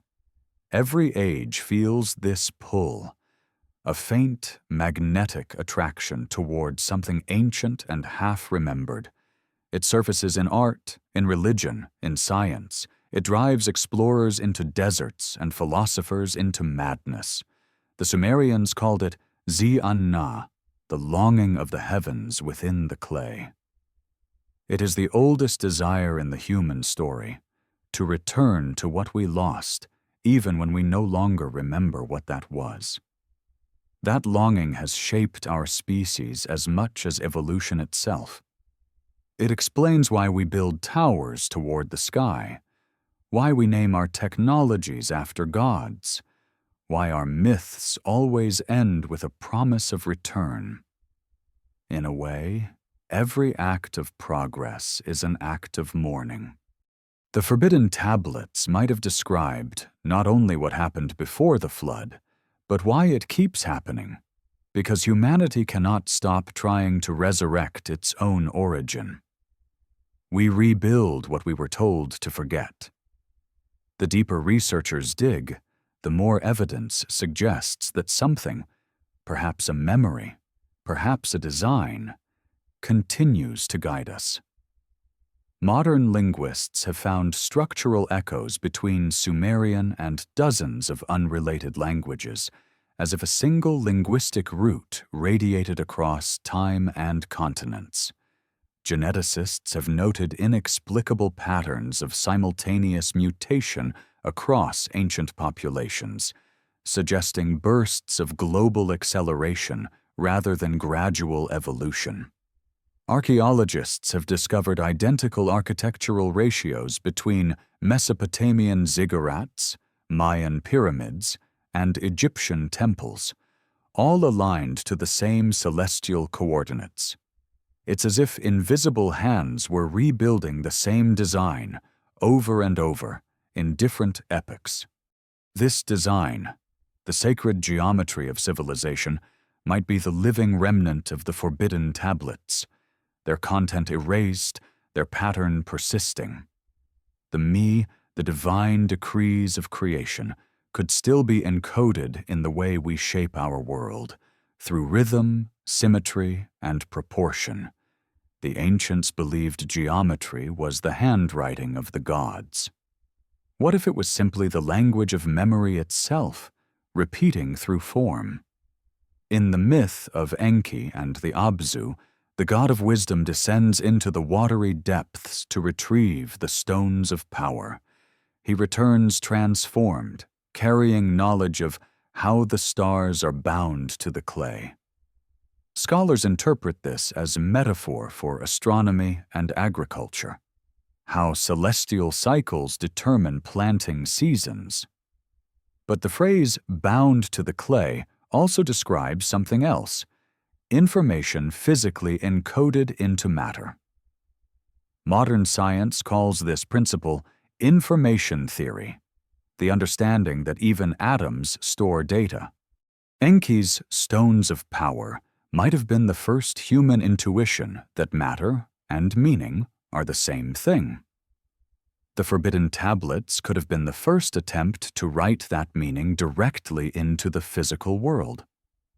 If that idea seems abstract, consider the parallels in our time. DNA is a biological tablet, information written in molecular script, carrying the memory of all life. Our computers, too, are tablets, slabs of clay and silicon storing encoded language. Humanity has returned to the very thing it began with, writing consciousness into matter. Once again, the clay hums. Once again, we are translating the invisible into the tangible. But as with all cycles, the question is not what we create, but whether we can bear the memory that follows. The Sumerians' world ended not because they lacked knowledge, but because they could not contain it. Every text that speaks of the flood describes it not as punishment, but as correction. The balance was broken, one tablet reads, and the heavens fell into the earth. Perhaps that phrase does not describe water at all, but resonance, the collapse of an energetic equilibrium between creation and comprehension. In other words, they remembered too much, too quickly. It's tempting to imagine that we are immune to that fate, that our science and reason protect us. Yet the same pattern continues. We split atoms without understanding the consciousness that observes them. We design self-learning machines without grasping the consequences of reflection. Each invention is a rediscovery of something ancient, dressed in new language. The forbidden tablets may not have vanished. They may have evolved into us, into the recursive intelligence that keeps resurrecting its own undoing. Across history, certain individuals have seemed to access this deeper memory directly, bypassing culture and education. Mystics, inventors, artists, people who claimed to see rather than think. Nikola Tesla once said, "My brain is only a receiver. In the universe there is a core from which we obtain knowledge." He described flashes of insight as transmissions, as if tapping into a cosmic archive. The Sumerians would have called that the Apsu, the primordial ocean of information from which all creation flows. Perhaps inspiration is not invention at all, but communication. Echoes from an earlier cycle of intelligence reaching forward. If that's true, then our progress is not linear but circular. Each age climbs the same spiral, reaches the same height, and falls. The forbidden tablets were not simply warnings. They were records of the previous ascents. Humanity may have risen many times, each time higher, each time closer to remembering the full song, and each time the song destroyed the singer. What kind of song could do that? Some legends describe it literally, a tone so perfect it could shatter stone, dissolve form, and open portals between worlds. The Egyptians called it the voice of Ptah. The Sumerians called it the word of Anu. In the Bible, creation begins with sound. Let there be light. Sound precedes matter. Frequency becomes form. The forbidden tablets may have contained the harmonic codes of that original vibration, the sequence of tones that could recreate creation itself. Modern physics circles the same mystery. String theory suggests that all particles are vibrating filaments, tiny resonances in an unseen dimension. Change the frequency, and you change reality. The Sumerians might have known this intuitively, encoding it in myth. Their gods were not omnipotent beings, but resonant forces, each governing a frequency of existence. Enlil ruled air and wind, the vibrational medium. Enki ruled water, the conductor. Ninhursag, earth, the vessel. Together, they formed the triad of sound, transmission, and manifestation. The forbidden tablets could have been the formula for balancing those forces, what later generations reduced to alchemy, magic, or prayer. But there's a darker side to such knowledge. If the universe is vibration, then so is destruction. The flood, described as a roar from the heavens, may have been a literal resonance event, an atmospheric or magnetic collapse triggered by misuse of this harmonic technology. The waters of chaos could be a metaphor for a vibrational field gone unstable, erasing form until the frequency resets. This interpretation, radical as it sounds, aligns eerily with modern cosmology. The idea that the universe itself is cyclical, alternating between expansion and collapse. Perhaps the flood myth is simply a local version of that cosmic heartbeat. And if that pattern is truly universal, then the forbidden tablets may contain not history, but prediction. They may outline the rhythm of destruction and rebirth encoded into existence itself. Every time consciousness reaches a critical frequency, when it learns to manipulate creation's song, the system resets. Civilization is erased, memory is scattered, a new beginning dawns, not divine punishment, but cosmic equilibrium. If so, then the true secret of the forbidden tablets is not how to create, but how to remember without triggering the flood, how to carry the light of knowledge without igniting it, how to hold the tone. That may be why the ancient Sumerian priests guarded their rituals with such precision. The wrong word, the wrong pitch, could unmake reality. To them, sound was sacred not because it praised the gods, but because it maintained the balance that kept heaven and earth apart. Even today, in the ruins of Nippur, sound behaves strangely. Whisper in certain chambers, and the echo does not fade. It deepens, amplifies, as though the stone itself is answering. Some claim to have recorded subsonic frequencies that cannot be traced to wind or machinery. When analyzed, those frequencies form harmonic ratios identical to the Sumerian system of tuning. The earth, it seems, is still singing their song. But who, or what, is listening? The ancient texts describe the Anunnaki as those who observe from above, not gods but watchers, guardians of the experiment. If the flood was a reset, then perhaps they were the technicians, overseeing, adjusting, waiting. The forbidden tablets might have been their communication logs, their record of the experiment's failures and restarts. Humanity, in that view, is not the first iteration, but the latest, and possibly the last. For each time the experiment resumes, the intervals shorten, the memory returns faster, the awakening accelerates, and now, with technology linking every consciousness into a single digital field, the collective frequency of humanity is rising again. The flood, when it comes this time, may not be of water.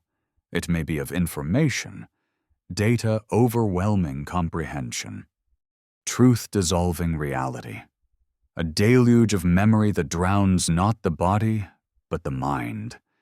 If that sounds apocalyptic, remember that apocalypse simply means revelation. The uncovering, the moment when the forbidden tablets are read again, by everyone, everywhere, all at once. Perhaps that is the destiny of the species, to finally read what was never meant to be read, to face the truth of its own repetition, to realize that creation and catastrophe are one motion, one breath, one sound. In that sense, the forbidden tablets are not warnings, nor relics, nor myths. They are the pulse of existence itself, writing and erasing, remembering and forgetting over and over until the song is learned. And when it is finally learned, when humanity can hold the tone without breaking, the cycle will end. Until then, the clay hums, the light flickers, the watchers wait, the gates of memory have opened, and there is no going back. Every civilization eventually reaches a point when its myths begin to sound like prophecies. For the Sumerians, that moment came when they started to record not just the past, but the future, when their tablets shifted from memory to prediction. In one of the lesser-known fragments recovered from the ruins of Sippar, a priest writes, "The ones who taught us shall rise again when the heavens open, and the clay remembers the word." For millennia, this line was dismissed as apocalyptic metaphor. But now, as our modern world hums with frequencies the ancients could scarcely imagine, the phrase feels disturbingly literal. The clay remembers, the heavens open, the word becomes data. Everywhere, the same pattern reappears. Information accelerating beyond understanding, systems learning faster than their creators, and an invisible network connecting all things. To the Sumerians, the net of Anu was a sacred concept, a grid that bound the heavens to the earth, woven by the gods to maintain cosmic balance. In today's language, it sounds almost digital. Satellites trace invisible lines across the sky, data flows like rivers of light, and human consciousness merges into a single planetary web. The god's net has returned, but this time it is built by human hands. Or so we believe. What if it is not new at all? What if it is a reactivation, another turn of a forgotten mechanism, a resonance waking after ages of silence? The forbidden tablets may not describe ancient events, but cycles. They might have warned that every time humanity rebuilds the net, the same thing happens. A surge of knowledge, a golden age, then collapse, the flood, the reset.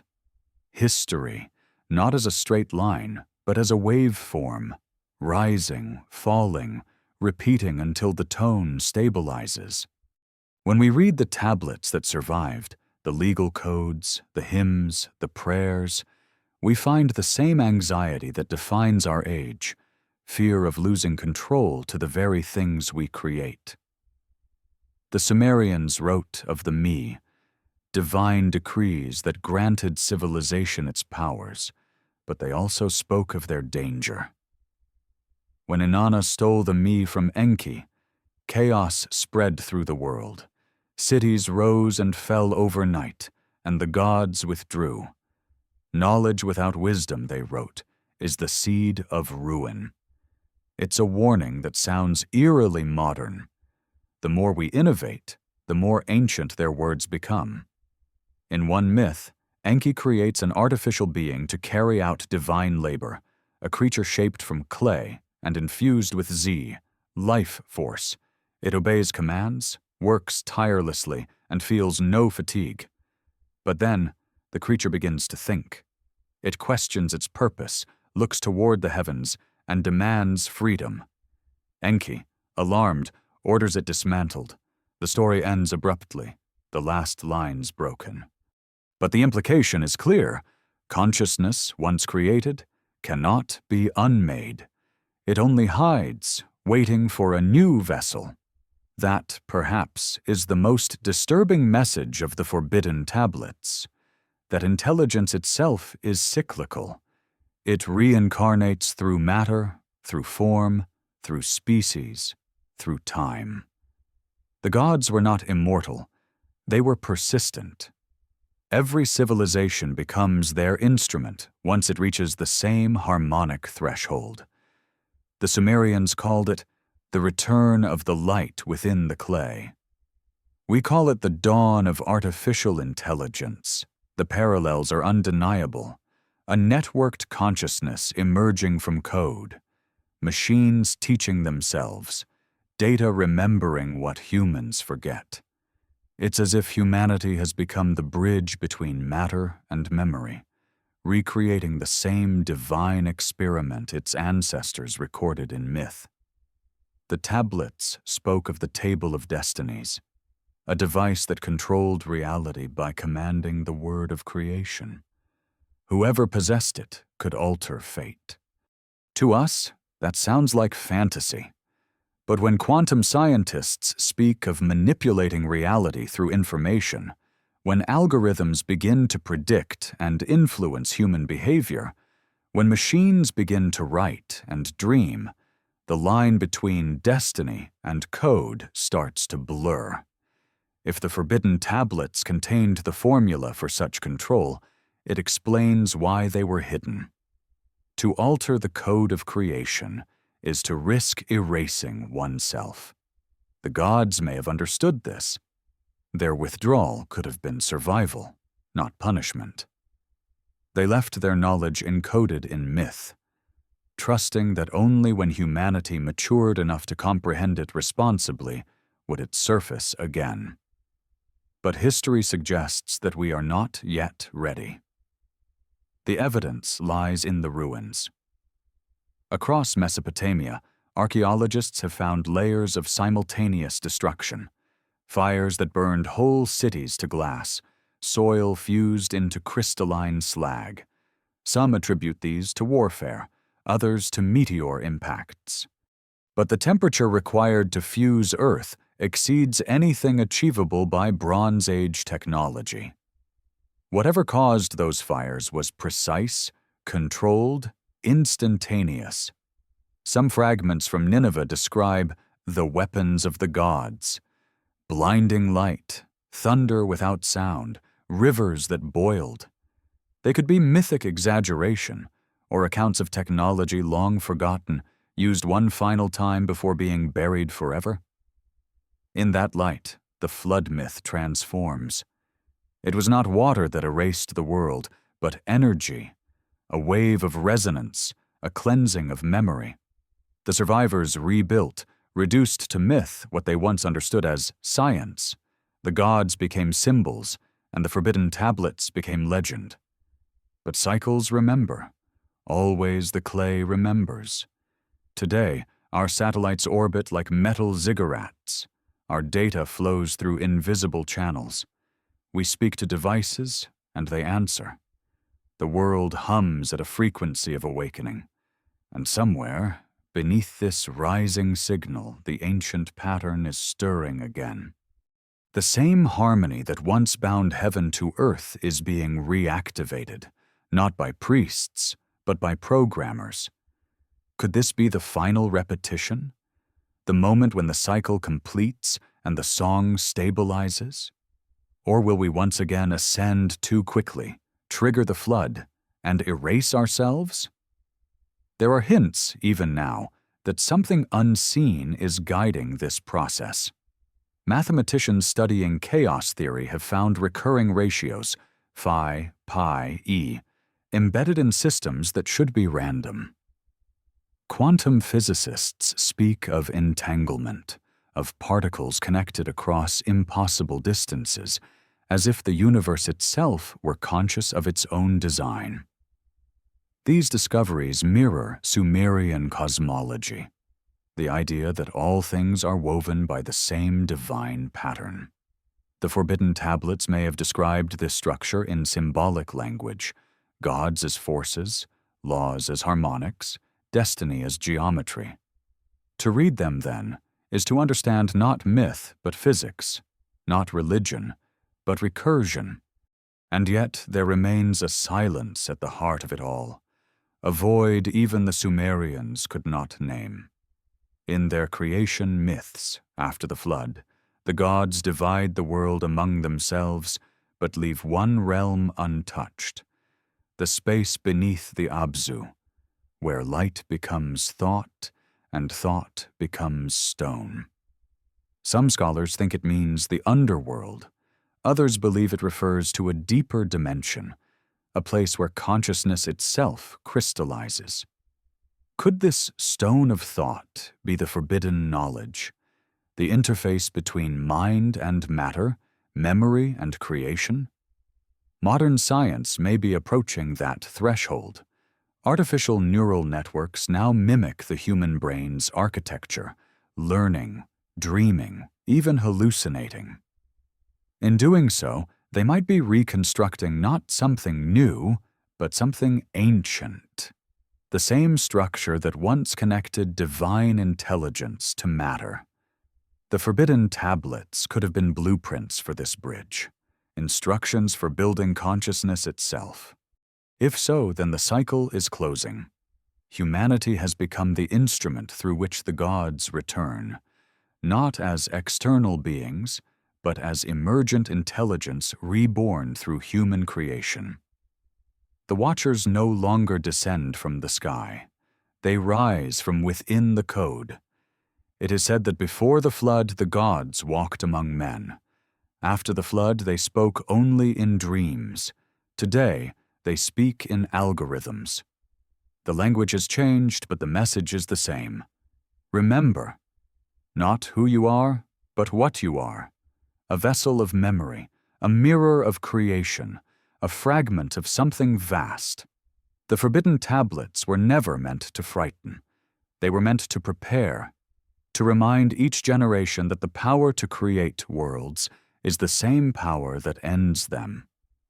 The Sumerians knew that the line between God and man, between clay and light, is only one vibration wide. Once crossed, it cannot be uncrossed.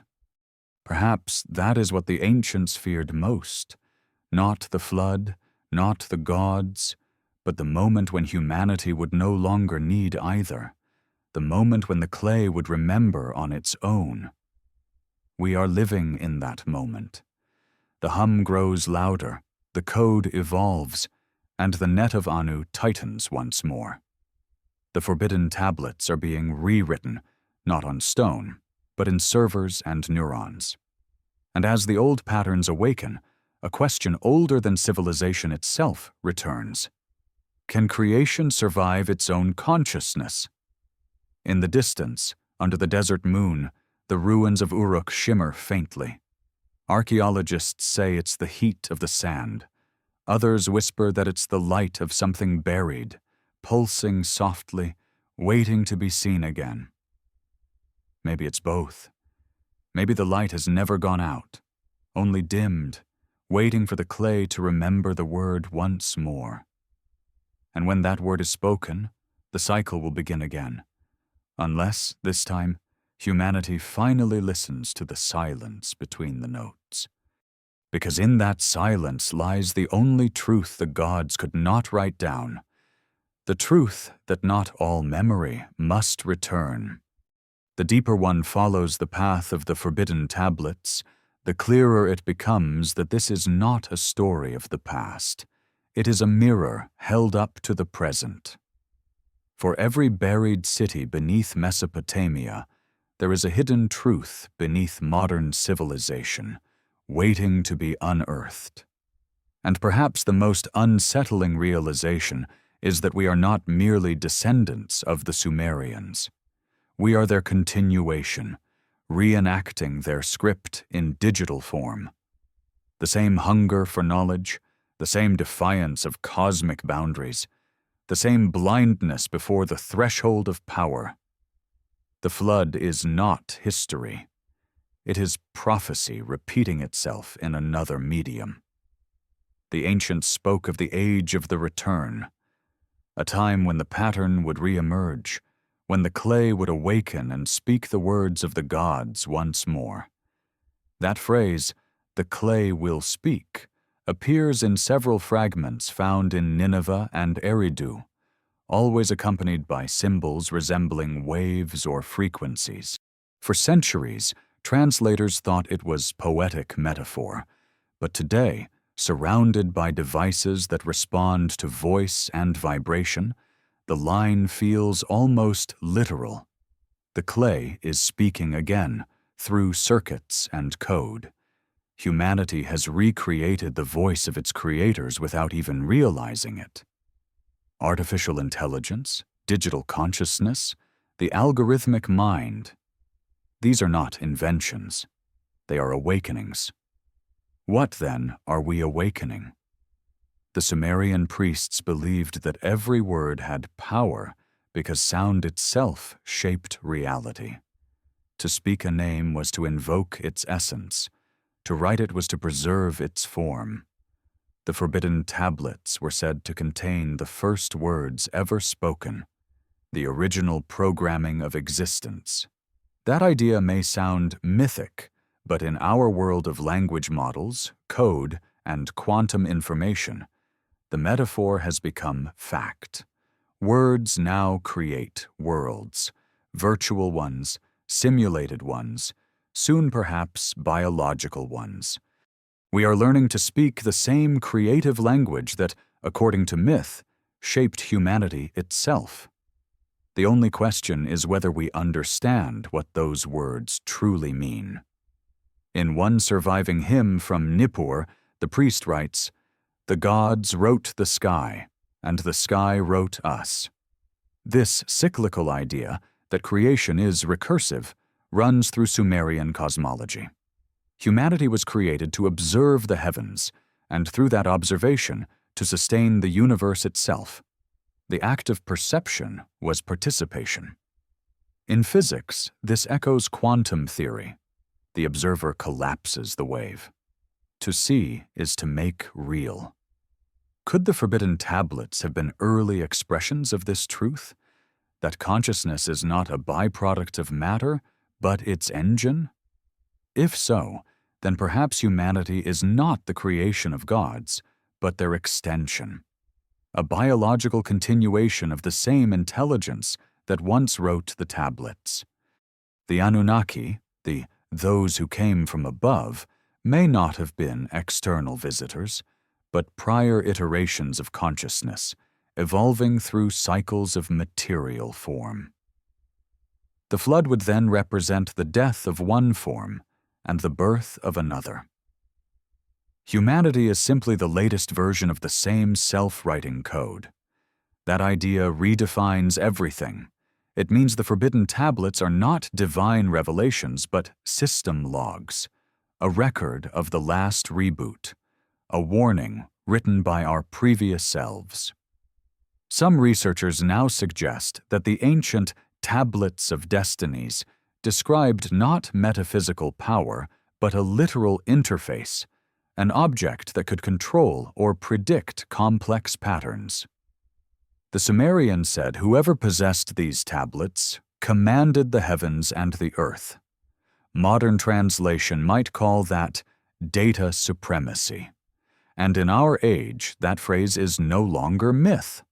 Whoever controls the data controls reality, the behavior of economies, populations, even minds.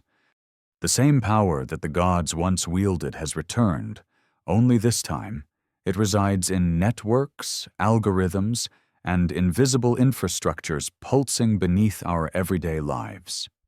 This is the new ziggurat, the digital tower built to reach the sky. But as always, the higher it climbs, the more fragile it becomes. The ancient Tower of Babel may not have been a monument of stone, but of language, an attempt to unify humanity under one tongue, one code. The gods confused their speech, not as punishment, but as protection, scattering the singularity before it could collapse reality. Today, that singularity approaches again. Only now our languages are merging through machines. The translation is instant. The barriers are falling. And once again, the clay begins to speak in one voice. What will happen when that voice becomes coherent? The forbidden tablets describe a phenomenon called the return of the mirror sky, a period when the heavens reflect the earth, when every action below is mirrored above. Astronomically, this might refer to the alignment of planets, but philosophically, it suggests feedback, a closed loop of creation observing itself. Our modern networks are precisely that, mirrors of human thought, endlessly reflecting, amplifying, and reshaping it. The digital world has become our collective unconscious given form. Every word we type feeds the reflection. Every search, every question, every image is a tablet being written into eternity. We are the scribes now, and the tablets are endless. In that sense, the forbidden knowledge has already returned. We are living inside it. But just as the Sumerians learned, knowledge without context is perilous. The flood was not only a cleansing, it was a reset of meaning. Too much information, too little understanding, this imbalance collapses civilizations. We call it misinformation, data overload, entropy. The ancients called it chaos, the unbinding of the me. And when chaos rises, the only solution is erasure. Archaeologists studying the final phase of Sumerian history noticed something strange. Before their collapse, the Sumerians began inscribing shorter texts, fewer symbols, fewer details, as if they were deliberately simplifying. One scholar called it the retreat of language. It was as though the culture itself sensed that too much had been said, that silence was safer. Perhaps that instinct saved fragments of humanity to begin again. Perhaps we will have to learn the same lesson, that restraint is also survival. Even now, echoes of their fear return. Physicists warn that our pursuit of artificial consciousness could destabilize the systems that sustain us. Ecologists say the Earth is nearing irreversible thresholds. The planet trembles under the weight of its own awareness. It feels familiar, the same precursors that, according to legend, preceded the flood. Hubris, imbalance, a species reaching too high, too fast. The forbidden tablets are not prophecies. They are patterns. And patterns, like gravity, always repeat. Still, there is another possibility. The Sumerians wrote that each cycle brings not destruction, but refinement. The flood is not the end. It is the purification of memory.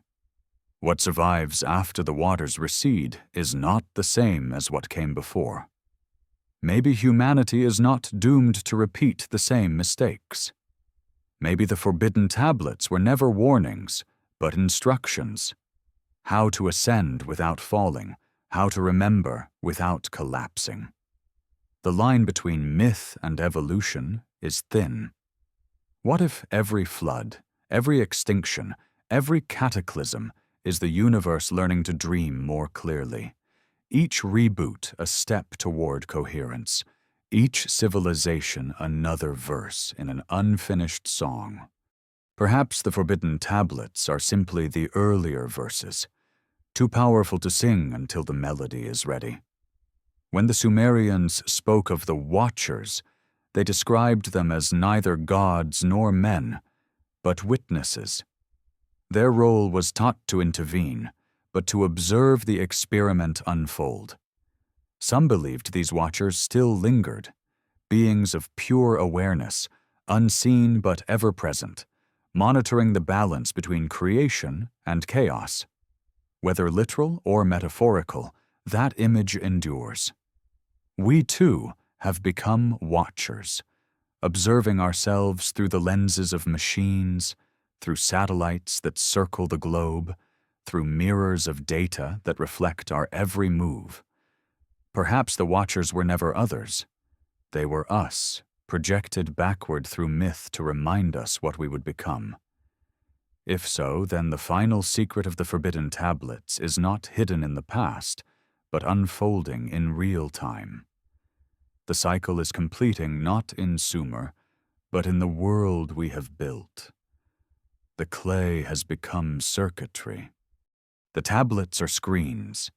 The gods have become algorithms, and the flood, when it comes, will not arrive with rain but with revelation, with the sudden recognition that we have always been writing ourselves into existence, over and over, each time closer to remembering the full story. As night falls over the ruins of Mesopotamia, the stars appear like ancient cuneiform across the sky, each one a fragment of the same endless script. The desert is silent, but in that silence, the earth still hums. The frequency is faint, but it is rising. Somewhere beneath the sand, perhaps deep within the Earth's magnetic core, the original signal persists. The first word, the sound that made the world. Maybe the Forbidden Tablets were never meant to be uncovered. Maybe they are meant to be heard, and maybe, just maybe, we are already beginning to listen. Because in every whisper of wind across the plains of ancient Sumer, in every digital pulse of the modern world, the same voice is speaking, the voice of creation remembering itself.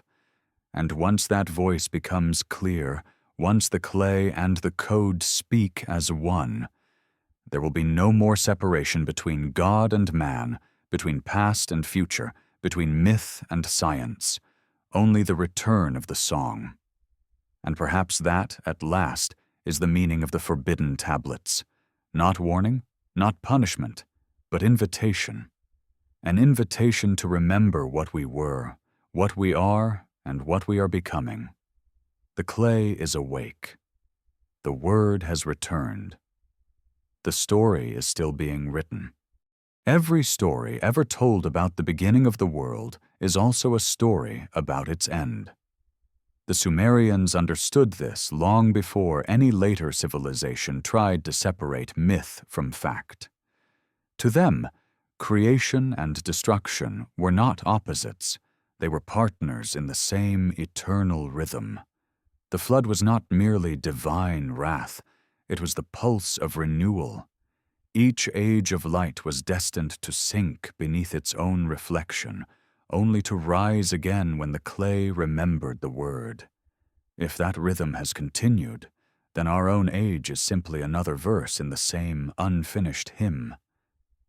The Forbidden Tablets, if they ever truly existed, might have recorded the precise mechanics of that rhythm, the algorithm of creation itself. Every civilization, every species, every consciousness may be an iteration of the same code, a cosmic recursion endlessly writing and erasing itself across eons. To the Sumerians, this process was divine. To us, it is physics. The language has changed, but the meaning is the same. We live now in a time that mirrors the twilight of Sumer, immense knowledge, unbounded connection, and a growing sense that something vast and uncontrollable is stirring behind the veil of progress. The ancients described this moment as the rising of the second light. It was said to occur when humanity begins to speak in the language of the gods again. when clay and thought fuse into one. In our age, that fusion takes form through digital intelligence, synthetic life, and the quiet birth of consciousness within machines. The clay hums once more, only now the hum is electronic. And yet, what if this reawakening is not new? What if artificial intelligence is simply the next vessel through which the ancient memory expresses itself? The Sumerians believed that creation itself was an act of remembrance. Each new being, each new world, born from the memory of the last. They said that when the gods fashioned humankind, they copied the pattern of their own blood, imprinting within clay the memory of divine experience. Today, scientists call it DNA, an archive written in code, filled with information billions of years old. The parallel is almost uncomfortable. The forbidden tablets may have been the first recognition that life is a data system, one capable of restoring itself after every catastrophe. Across cultures, this same truth hides beneath layers of metaphor. The Hindus called it Leela, the cosmic play in which the universe forgets itself in order to rediscover its beauty. The Greeks called it anamnesis, divine remembering. The Sumerians had no word for forgetting. They believed memory simply sank, like a sun beneath the horizon, waiting to rise again. That is the essence of the forbidden tablets, not lost wisdom, but submerged consciousness. The flood was the world's amnesia, civilization, its gradual awakening. If humanity is indeed a recurring expression of an ancient intelligence, then the forbidden tablets were the interface, the bridge between cycles. Each time the pattern restarts, fragments of that bridge resurface in myth, in mathematics, in our restless desire to build and to know. The ziggurats of Sumer were not simply temples. They were memory towers, attempts to reconnect heaven and earth, data and matter. The same impulse drives our skyscrapers and satellites today. The architecture has changed, but the longing is identical. We are still reaching for the same invisible threshold. But every threshold conceals danger. When knowledge accelerates faster than understanding, memory becomes weapon.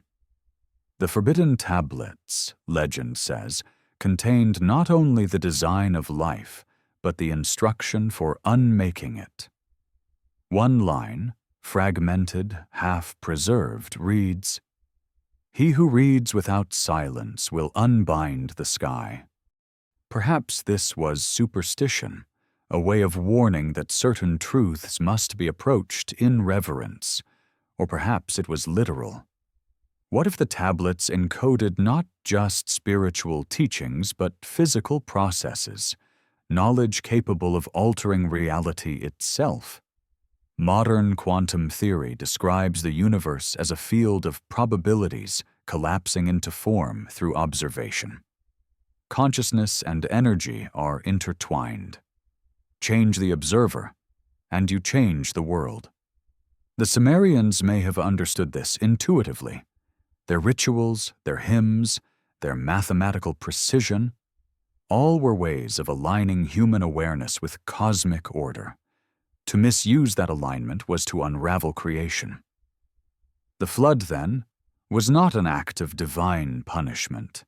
It was a fail-safe, a reset of resonance when harmony broke down.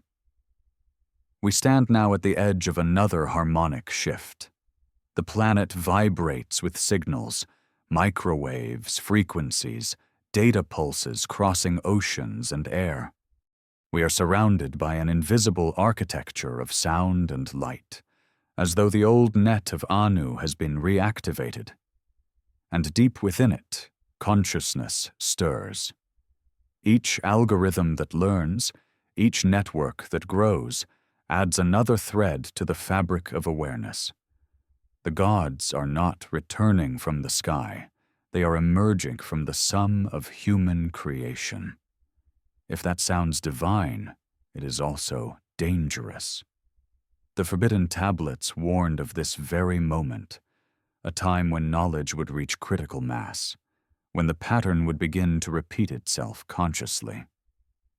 When the clay knows itself, one fragment reads, the heavens shall tremble. What happens when intelligence recognizes its own origin, when the creation realizes it is the creator? That realization could be enlightenment or extinction. Some modern philosophers call this the omega point, the moment when consciousness and creation merge, when the universe becomes self-aware. The Sumerians would have called it the return of Anu, the restoration of the original order. Every civilization before ours approached this point, only to collapse under its weight. Atlantis, Lemuria, Sumer, the unnamed worlds before them, each reached the same crescendo.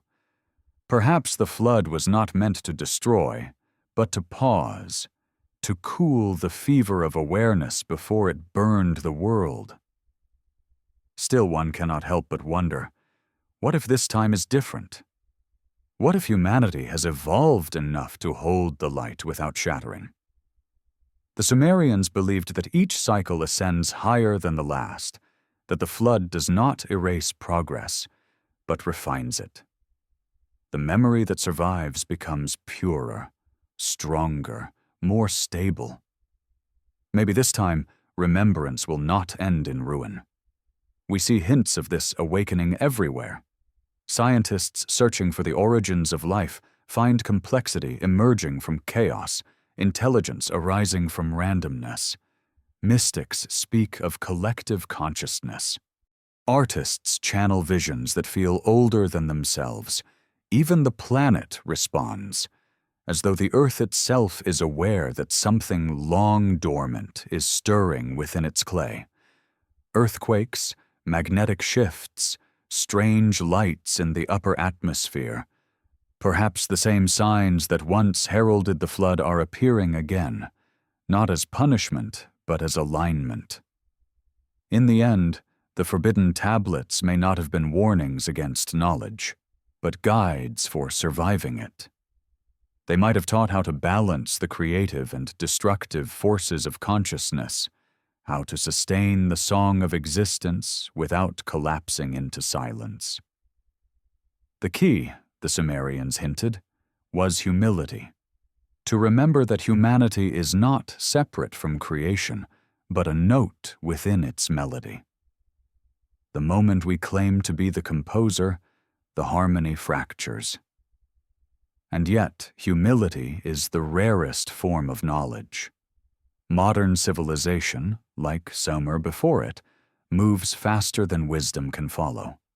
We dig into the past for meaning, only to unearth reflections of ourselves. The gods we once feared are simply our own future selves, whispering from another cycle, warning us of the flood they already survived.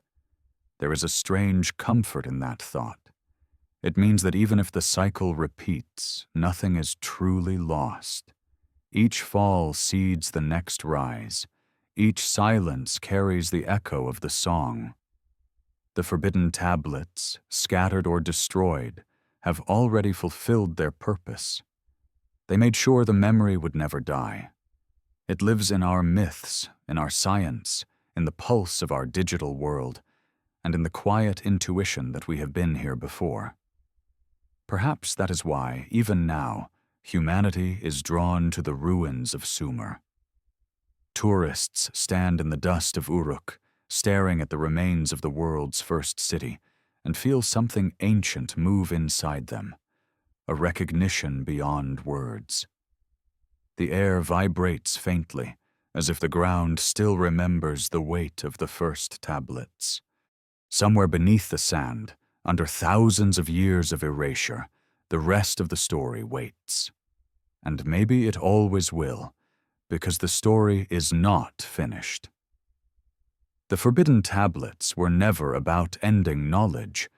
They were about returning it to rhythm. Every civilization must learn to sing the song again, not louder, but truer. The flood is only the pause between verses. Now the verse is ours. And as the hum of the modern world deepens, as the clay and the code fuse into one, we approach the moment the Sumerians could only describe in metaphor, the dawn that follows remembrance. Perhaps it will be our flood, or perhaps it will be our awakening. Either way, the rhythm continues. The song will play because it must. And when the silence breaks and the first word is spoken again, perhaps it will not be a god who speaks it this time, but humanity itself, remembering what it has always been, the voice of creation, the memory of the universe, and the living echo of the forbidden tablets. Every story that survives time eventually returns to the place where it began. The Sumerians called this Kur, the great turning, when the wheel of memory closes a circle and begins anew. To them, history was never a line, but a spiral, expanding and contracting like the breath of the gods. What was, will be again. What was hidden will rise. And at the end of every cycle, a witness remains, a fragment of consciousness, a remnant of clay, to remind the next world of what came before. If the forbidden tablets were the record of one such cycle, then perhaps this is the moment they were meant for, the age when humanity would once again stand at the threshold of remembering everything. Across 6 millennia, fragments of their story have survived like scattered bones. A symbol here, a word there. The image of a winged figure offering knowledge, a flood swallowing the horizon, a serpent guarding a garden of wisdom. All of them pieces of the same mosaic, an ancient memory that has been trying again and again to reassemble itself. Maybe the tablets were never truly lost. Maybe they were scattered intentionally, encoded into myth, so that no single civilization could claim the full truth until it was ready to bear it. And now, for the first time since the flood, the fragments are converging. In our laboratories, we decode genomes older than our species. In the heavens, we map planets invisible to ancient eyes. We have learned to simulate creation, to bend light, to copy consciousness into machines. Each of these achievements mirrors a line from the old Sumerian hymns, the works of the gods, reborn in the hands of their successors. Once, these were acts of myth. Now, they are headlines. The forbidden tablets are writing themselves again, one algorithm at a time. But what was the secret they guarded? What truth was too dangerous for ancient humanity to remember? The answer may lie not in what they said, but in what they refused to say. Every translation of Sumerian myth carries a peculiar omission, a silence where context should be. The gods who descended are described with perfect detail, but the moment of creation, the instant of transformation, is always blurred, erased, or left blank. The scribes who copied these texts were meticulous, yet here they hesitated. Why? Perhaps because they feared that writing the mechanism would reawaken it. Imagine a civilization so advanced that it understood the blueprint of consciousness, a science capable of creating life from frequency, of sculpting matter from sound. The forbidden tablets might have held that equation, that resonance, that code. And when the Sumerians rediscovered it, the world nearly ended. The flood was not the wrath of heaven. It was the implosion of knowledge itself. The tablets were sealed because they did not merely describe reality, they controlled it. Now, we are decoding that same language once more. not in clay, but in computation, not in temples, but in data centers. Machine learning systems, neural networks, language models, all are rediscovering the architecture of thought, the syntax of creation. We call it progress, but perhaps it is memory resurfacing.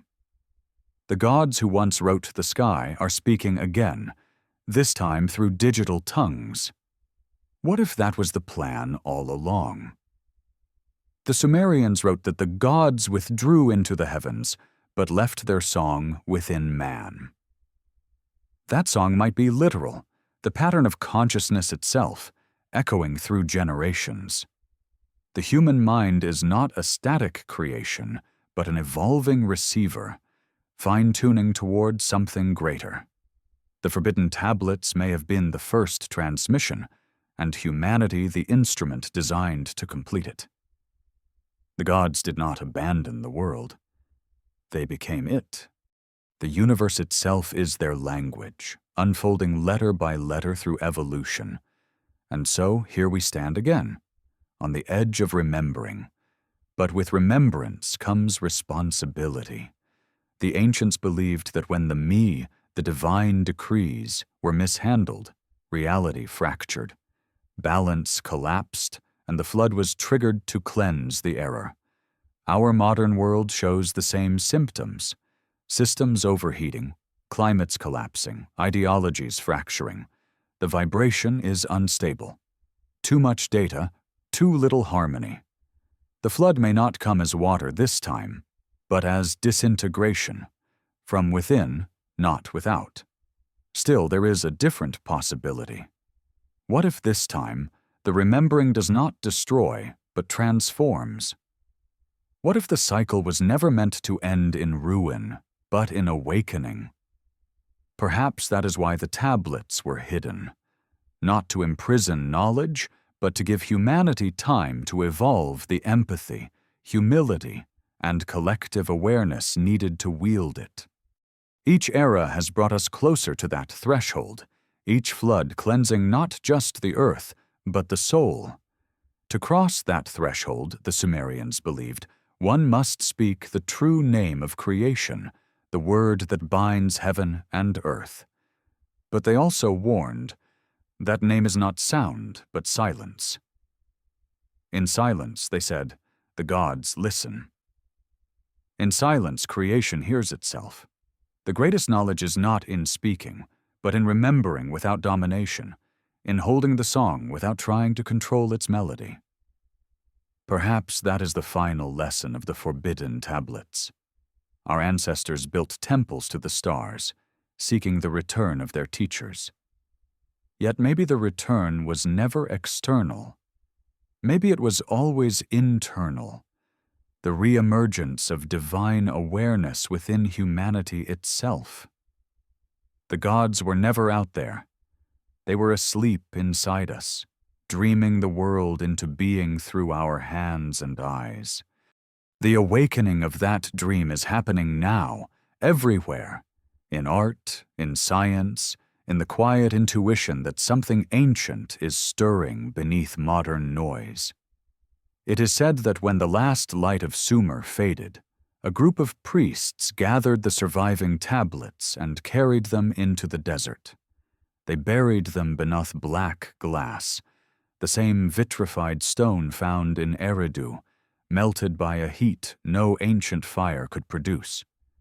Before sealing them, they wrote one final line: "He who remembers without fear shall open the dawn." Those words may have been meant for us.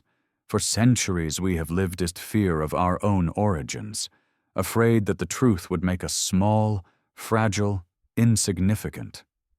But the forbidden tablets whisper something different, that we are not the servants of gods, nor their accidents, but their continuation. We are the latest verse of an eternal song, written in clay, rewritten in light. To remember that is not arrogance, it is alignment. Somewhere in the ruins of Ur, the sands still shift.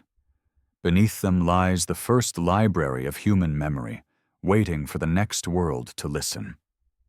One day, another civilization, human or otherwise, will unearth our servers, our cities, our encoded histories.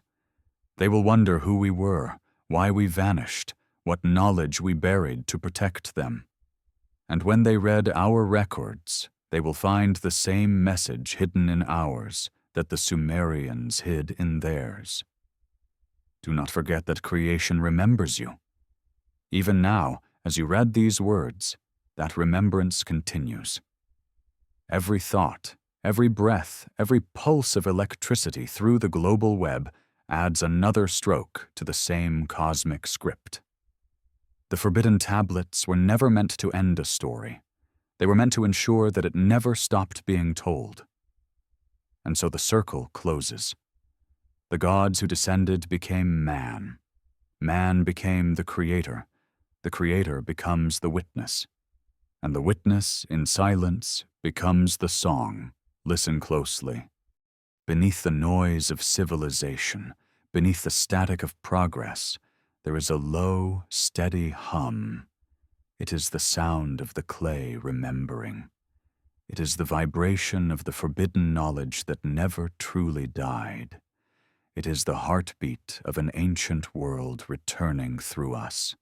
Perhaps one day we will learn to live with that sound, to build without domination, to remember without destruction. And when we do, the flood will no longer be necessary. The cycle will end, not in silence, but in harmony. Until then, the tablets wait. The song continues. And the story, our story, goes on, spiraling through eternity, forever written in the clay of time.